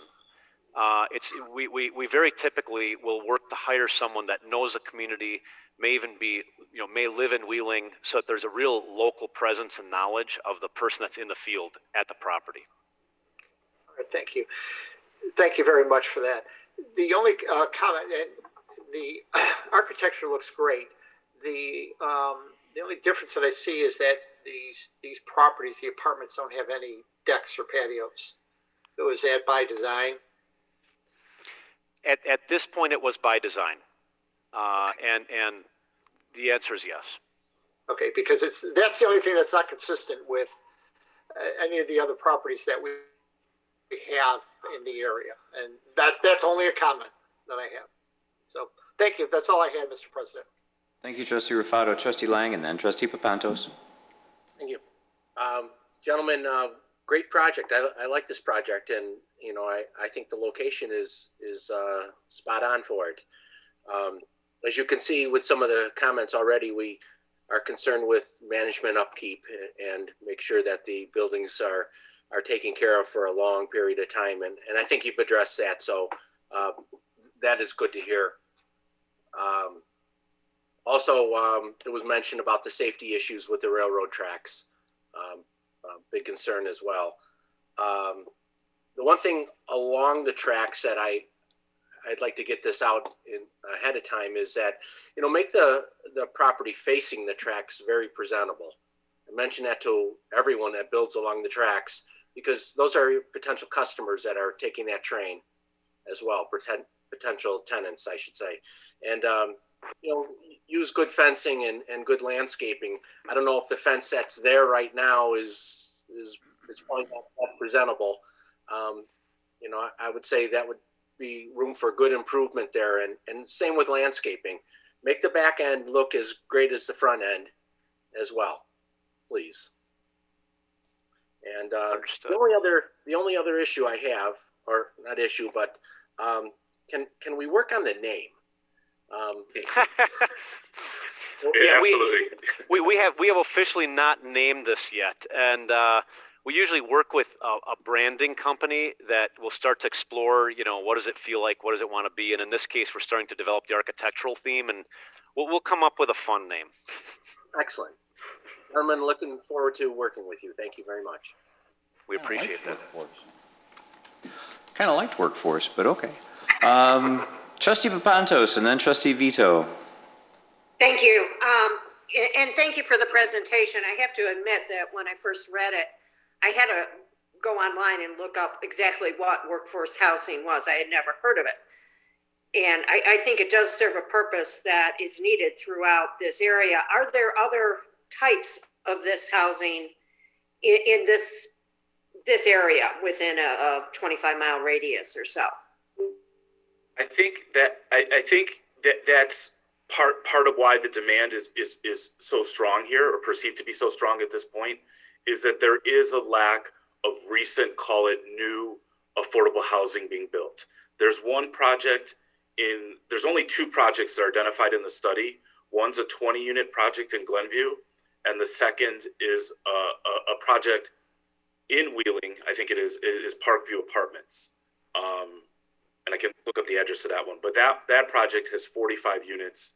It has a supportive service component to it, and it has 112 people waiting to get in. Great.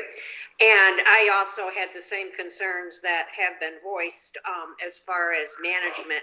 I think we see it all the time, something gets built, it looks great, and 15, 20 years down the line, people are saying, whose responsibility is this parking lot? There's a thing called developing. So we want to make sure that a property is managed long-term and you have a beautiful property and that it stays that way, that people don't look and go, gee, it's showing its age, that it stays looking as good as what you've designed. Also, the tracks were one of my major concerns, that you have families living here, and it's a great thing. And as you said, we have Heritage Park just on the other side, that people will know that they can't just make their own crossing, that they go to the at-grade crossing that is safe and make it as easy as possible for residents to get to that point. People like to take shortcuts and not do the extra walking. So I'm hoping that is certainly something that we will look at. I really, when I first looked at it, thought the design was excellent. Thank you. Sometimes we see something and everything just starts looking the same. So you've really got something there that looks different. I think it's going to fit in. I don't think anybody's going to say, gee, what is that? It definitely looks like an apartment complex, but it looks great. So thank you very much for all that hard work. You mentioned 4 stories. Is it elevator buildings? Yes, it's an elevator. Yep. By law, you have to have that for handicap or? Yes, so 100% of our units are what we call visitable. So basically a person in a wheelchair would be able to come and visit somebody in every one of the units. And then a percentage of the units is also fully handicap accessible, which means like the full, bathrooms and things like that, kitchens. About what percentage? I want to say that 5% are true, what we call type A accessible. And then there's more, we'll call them universal design pieces that are things like in the kitchens, the cabinets may have doors that open and you can remove the bottom of the cabinet so a wheelchair could get under the sink. They're like modified, easy to modify type of cabinets, universal design type of things. So grab bars, things like being able to have backing for grab bars so they can be installed anywhere in the restroom, things like that. Great. Sorry, Gwen. And if I heard correctly, there will be no living space on the main floor, the first floor? So there will be living space that's basically off of the main end of the building that faces the street. So basically, there's high ceilings in those community spaces, and then basically as the grade shifts up a little bit, those units will be slightly elevated, and they're going to be on the ground floor, but they're away from the street. The piece that's closest to Wheeling and to Catherine Court, that whole ground floor area is our community spaces, our leasing office, networking cafe, things like that. Will the ground floor units then have a entrance exit from the living space, or will that be you still have to go into the common hallway? You still have to go into the common hallway, and the reason we do that is basically for security. And that's what I'm looking for. Yep. And then you are aware of the crime-free housing initiative that Wheeling started, and managers Fundilis would have to help me with that. I want to say 2 years now, and for all rental properties, whether it's apartments or single-family homes, it's all rental properties, and it is something that we're very proud of and does work. So that would be something else for you to work into your plans now, rather than being surprised about it anytime later or anything. I appreciate that. Will do. Okay, thank you. I think it's a great project. I think the location is excellent. I think you're you've definitely, as far as workforce housing goes, you are in an area where there's a lot of industrial, there's a lot of people who may be able to walk to work from there, which would be great. So thank you. Thank you, Trustee Papantos. Trustee Vito and then Trustee Vogel, if you have anything. Yeah, hi, Sig and Josh. So to qualify to rent, do you have to have a job? Yes. Okay.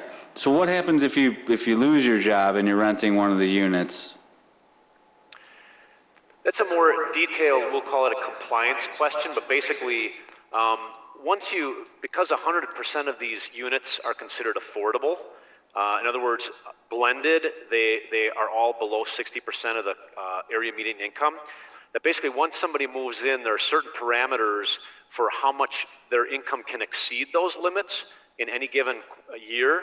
And similarly, on an ongoing basis, a resident has to be able to pay their rent. And if something is preventing them from doing that, just like in any other apartment building, eventually if you're not paying your rent, you would have to move out, but you certainly won't be asked to leave if you lose your job. It's almost like that's the opposite of what the program is intended to be. It's intended to be kind of a security blanket for that middle market And housing. what's the price point on the units to rent roughly? Josh, do you have that handy? Yeah, so the units will range in price, at the lowest units, a one bedroom will range from, $425. And then our most expensive 3-bedroom will go up to about $1,700. And can you have a Section 8 voucher for that, or as part of the workforce program, can you not supplement with a Section 8 voucher? No, we have to, by design or by IDA's actions, we have to be willing to accept Section 8 vouchers. And So in your other projects, what type of percentage of renters are coming with vouchers? it all depends on the project. Our highest project, well, let me back up one step. This is not a Section 8 building, so we have 100% project-based Section 8 buildings, where 100% of the tenants will have what you're referring to as voucher, but we might say is a project-based voucher. At this building, and on buildings that aren't 100% Section 8, which is the majority of our portfolio, it ranges. I want to say the high at one of the buildings might be, and this is a building in a lower income area in Benton Harbor, Michigan, is like 22%, 23%. Okay, and we had actually talked before, I don't know if you guys remember me, when you were kicking around going at the La Fronte place, and when we talked about the beer line apartments or complex in Milwaukee, you guys would mention that some of it's actually a market rate, right? That's true. That's absolutely true. So about 15% of the beer line apartments are market rate, and that is as I mentioned, we work in Illinois, Wisconsin, and Michigan. Each state has different procedures and scoring criteria to get the credits. One of the things in Wisconsin to score points that they don't do in Illinois is to have market rate units in the deal. So in Wisconsin, our units our affordable deals will have market rate units, but in Michigan and Illinois, they will not. Okay. I agree with Trustee Lang. I guess you're not intending to call it Wheeling Workforce? I think the word workforce is kind of cool, but we'll typically find a name that is a little more branded. Yeah, it's just odd. It's like Wheeling. I mean, nothing wrong with blue collar workforce, but it's like Wheeling blue collar apartments. I just like, I don't know. I mean, yeah, we heard it just seems odd. I don't know. Pat said he likes it, but he's also a farmer. Keep that in mind. Yeah, I mean, I like the project in general. This is, like I said, the second time I met with you guys. You just seem to really kind of have it together. I think the location for something like this is pretty good. I also like the way that the building looks. I do get amused by the architectural terms, farmhouse. I do not think farmhouse. We have another project on the north end of town. It's a prairie concept. I don't think prairie when I see it. They just look nice. You can call them whatever you want, but I like the overall concept and what you guys did, so hopefully we can move forward with it. Thank you. Thank you. Trustee Vito, and finally, Trustee Vogel, do you have anything left? Yes, real quick. Most of my questions are answered, but to reiterate that pedestrian connection, keep working on that. Want to get that done. You mentioned your marketing or feasibility study was done in 2019, and it was updated a few months ago. Were there any concerns when you updated it because of the work at home concept that's kind of taken over and looks like it may be our future for a lot of companies? Is there going to be people that are going to move in there and going to be taking the train? Do you think they'll work at home? I mean, the new concept now with work at home is expansion. People want extra space for office space. They're moving into bigger homes, and all the real estate experts and other studies that were done said that that's what the future is. COVID has certainly impacted the real estate industry, no doubt. And we're looking at ways to make our building, call it more COVID friendly, and studying that now, and ways that might be incorporated into the building are into the common areas, the community rooms, things like that. As far as the pandemic decreasing the demand or the for the building or affecting the long-term viability of that, we've had conversations and with market study analysts like the woman who did the study for us. We've talked to our syndicators, our investors, and everyone is aware of the pandemic, obviously aware of the pandemic, but don't feel that it's going to be fundamentally, I don't want to speak on it, have words come back to bite me later, but not fundamentally alter the need for affordable housing and not, fundamentally impact our building long term. Okay. Yeah. Thank you. It's not a great answer, but it's what we, it just is something long term we have to consider. And but the overall concept I do like. I have no problem with calling it farmhouse style. So anyway, thank you. No, I appreciate the comment. Let me add one more thing, because three trustees have brought it up, talking about the the long-term upkeep of the building, and what happens in 15 years if the building starts to look decrepit or dilapidated. That this program, and again, I'm going to tout the benefits of the program versus traditional market rate apartments, is this program has built-in requirements that investors demand that we have to provide, that should provide some level of comfort or security. And those are a couple things. One is the building will have capitalized within, sitting in an escrow at a bank, 6 months of debt service, operating expense, and replacement reserve, which will total a few $100,000, and that will be sitting in a bank ready to be used over the 15 years if needed. The second level of protection in these buildings is that we're required to do an annual replacement reserve deposit per unit. So we'll put up $350 per unit per year, growing 3% a year, into a replacement reserve fund that again sits in escrow at a bank. And I think lastly, it's worth mentioning that these buildings have a natural 15-year life cycle, meaning that in 15 years or 17 years from now, we will have the opportunity to apply again to the program to rehabilitate the building as an affordable housing project. So 15, 17 years from now, things go well and the program's relatively the same, we'll be able to go back and get additional credits to rehabilitate the building, which a market rate deal isn't afforded that type of opportunity. They could just have, they're relying on rent growth over time to be able to finance a big improvement program through a mortgage. Thank you. Thank you, Trustee Vogel. Trustee Rufato, you had something else? Yeah, yes, thank you, Mr. President. My concern around the management, it really wasn't 15 years from now. I just don't want, my concern is not having access to, if we find issues with the management and the management that of this building in the next 3 years or whatever, that we have a clear and concise path to ownership. I realize that you're going to keep it up, but we've had that in the past, and that was my concern with the management. 15 years from now, things could change. I understand that, but it's the next 5 years that's my concern. And then my last comment, and I forgot to mention it before, the other apartments that we've had, the market rate apartments, had actually very few 3-bedroom apartments, but you're coming in with half of them, actually over half of them, 3-bedroom apartments. Apparently that works. So what is the strategy behind that?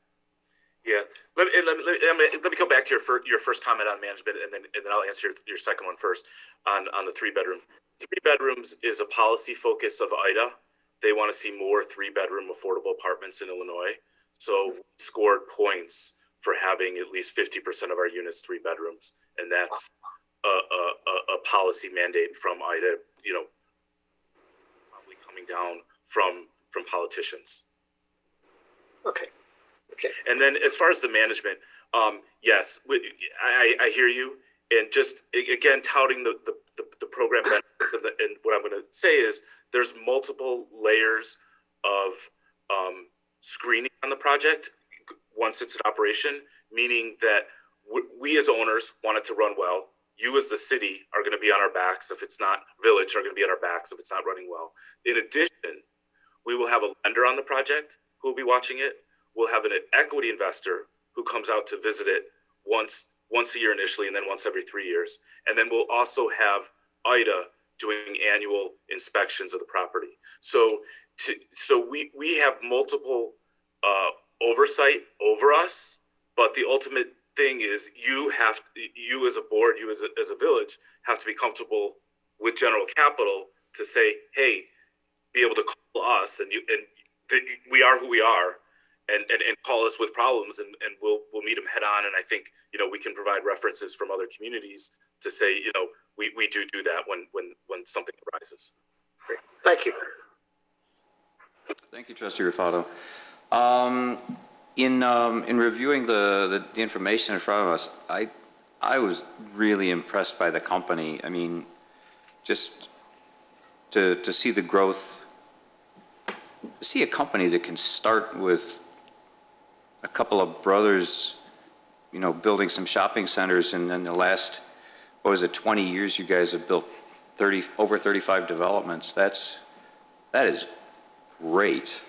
I mean, I would really look forward to working with a company like you in this town anytime. Mr.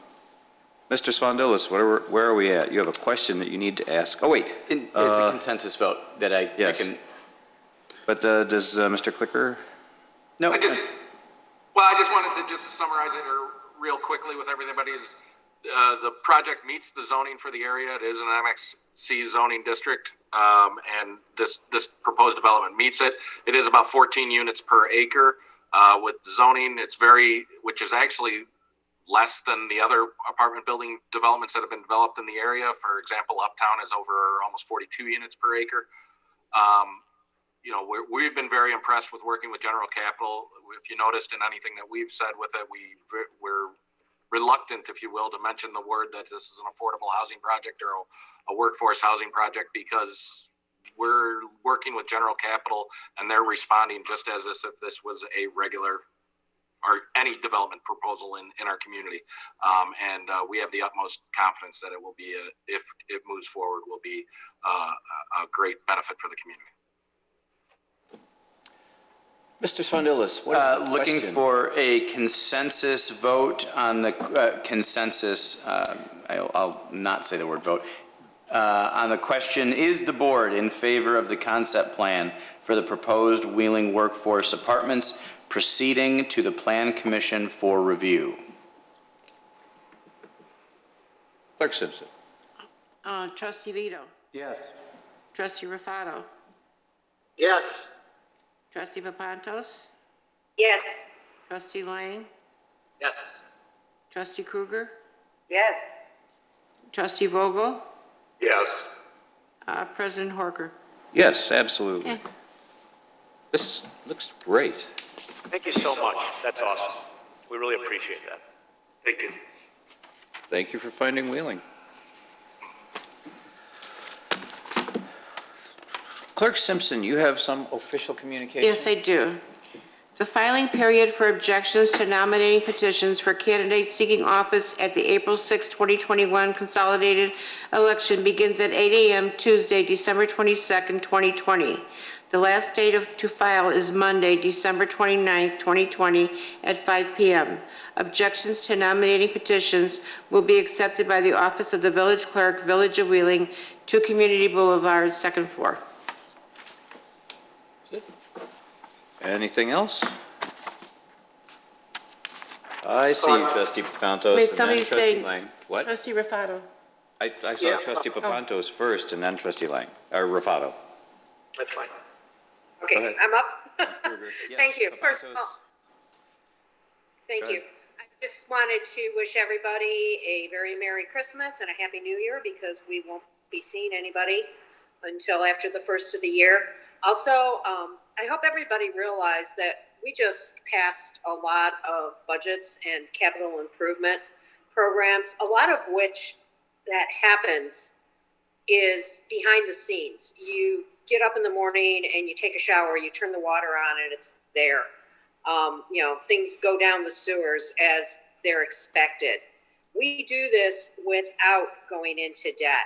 Our town is there. We do spend money, and that's what it is. And we have been spending it through a pandemic, but for the good of the town and keeping things running. And I have to commend staff for the work that they do to always make sure things are running, that, the board has worked together. We've made sure that people can afford to live in Wheeling, but at the same point, make it the best community that it is. So thank you and happy holidays, everybody. Thank you, Trustee Papantos. Trustee Rafato and then Trustee Krueger. Thank you. Just, Elaine, you mentioned the dates and for whatever it is for the, whoever's right, the challenge. You said Tuesday, December 22nd through Tuesday or Monday. What was the end date? December 29th at 5 o'clock. Okay, that's a Tuesday also. I think you may have said Monday. No, it's a Monday. Monday is the 28th. Then it's Monday the 20th. Let me double check my calendar, please. I think you're right, Elaine. It should be the 29th. It's 5 business days from today. December 28th is a Monday. Right. The So it should objection be- period is 5 business days from the last date of filing. Christmas Eve is counted because you're open, but Christmas Day is Christmas not Day counted. is not counted. Correct. So So it's it'd be through Tuesday, Tuesday. December 29th, correct? Correct. Okay, I'm sorry about that. It's Tuesday, December 29th at 5 o'clock. Yeah, I just wanted that clarified. Thank you. Yep. Thanks and for then, catching it. And I wanted to, again, like Mary said, wish everybody a Merry Christmas and a Happy New Year. But also, the Wheeling Police Department last week was participating in the Santa Express and the Toys for Tots. And then the last thing they did, and this goes out to Helping Hands and Dave Vogel and his team, of what they collected for meals. I had to copy it. 176 turkeys, 122 hams, cheesecakes, salted caramel cakes. It's going to make some families very happy during this crazy year that we've had, and it will bring some light to the holiday season. And I thank all of them, and I thank Dave Vogel and the Helping Hands for what they did for this event. And Santa Express, I was tracking Santa on the day that he was around, and I even went out and saw him, and that was a great event also. That's all I had, and Merry Christmas and Happy New Year to everybody. That's all I had, sir. Thank you, Trustee Rafato. Trustee Krueger. Thank you, Mr. President. I don't want to sound like a broken record, but I think it needs to be said again. PD, police department, social services, Wheeling Helping Hands, Knights of Columbus, all the volunteers that came together during this holiday season to bring some Christmas spirit and joy to our community and our kids. I just can't thank you all enough for all that you did to step up. That's about it. As much as I missed lights around Wheeling and lights and everything else, but I just thought I would put that on and tell everyone to have a really nice holiday. Nice. Do you have an idea? I No, do. she's I lit. have 7 of them. Okay, excellent. One for each of us. Perfect. Trustee Vogel, did you have something? Just to add, we're thanking ourselves a little bit here, but let's not forget thanking the residents. The residents have really stepped up in assisting us with the food pantry, the Wheeling Helping Hands and Knights of Columbus are running. They're there every Saturday, giving us tons of groceries and money to buy perishable items, and really appreciate their help. And thank you to them also, and Merry Christmas to everyone. Thank you. Thank you, Trustee Vogel. It's really great community. Merry Christmas to everybody. Happy New Year to everybody. I think it's going to be a good year to be done with, but it really is it is a year like this, a time like this. It gives everybody cause for pause and considering your neighbors and what we all got. And we're a pretty good community. We're pretty lucky. Unless there's anybody else. We're not lucky enough not to have to pay bills, and you do have before you the approval for the bills from December 3rd to December 16th. I need a motion for their approval. So moved. Trustee Vogel, second Trustee Kruger. Roll call, please. Trustee Vito? Yes. Trustee Raffato? Yes. Trustee Papantos? Yes. Trustee Lang? Yes. Trustee Kruger? Yes. Trustee Vogel? Yes. President Horker? Yes. We do have an executive session this evening. The executive session is for the appointment, employment, compensation, discipline, performance, or dismissal of a specific employee or employees of the village. So, I need a motion to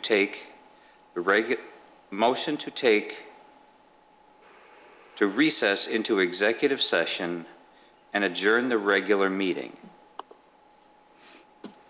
So moved. Motion, Trustee Second. Raffato. Second, Second. Trustee Vogel. Roll call, please. Trustee Vito? Yes. Trustee Raffato? Yes. Trustee Papantos? Yes. Trustee Lang? Yes. Trustee Kruger? Yes. Trustee Vogel? Yes. President Horker? Yes, now it seems that you guys are going to have to exit and re-enter. Correct. Okay, so this meeting is recessed. No, this meeting is This meeting is adjourned, and I think it's important, Mr. President, to let the public know that we will not be coming back out into regular session. You've adjourned the regular meeting. We will go into executive session, and once we adjourn the executive session, the meeting will be over. So Okay. we will not be coming back out. It's good to have you guys keep me in This line. ends our broadcast. Meeting is adjourned, and we'll see you guys in a few minutes then.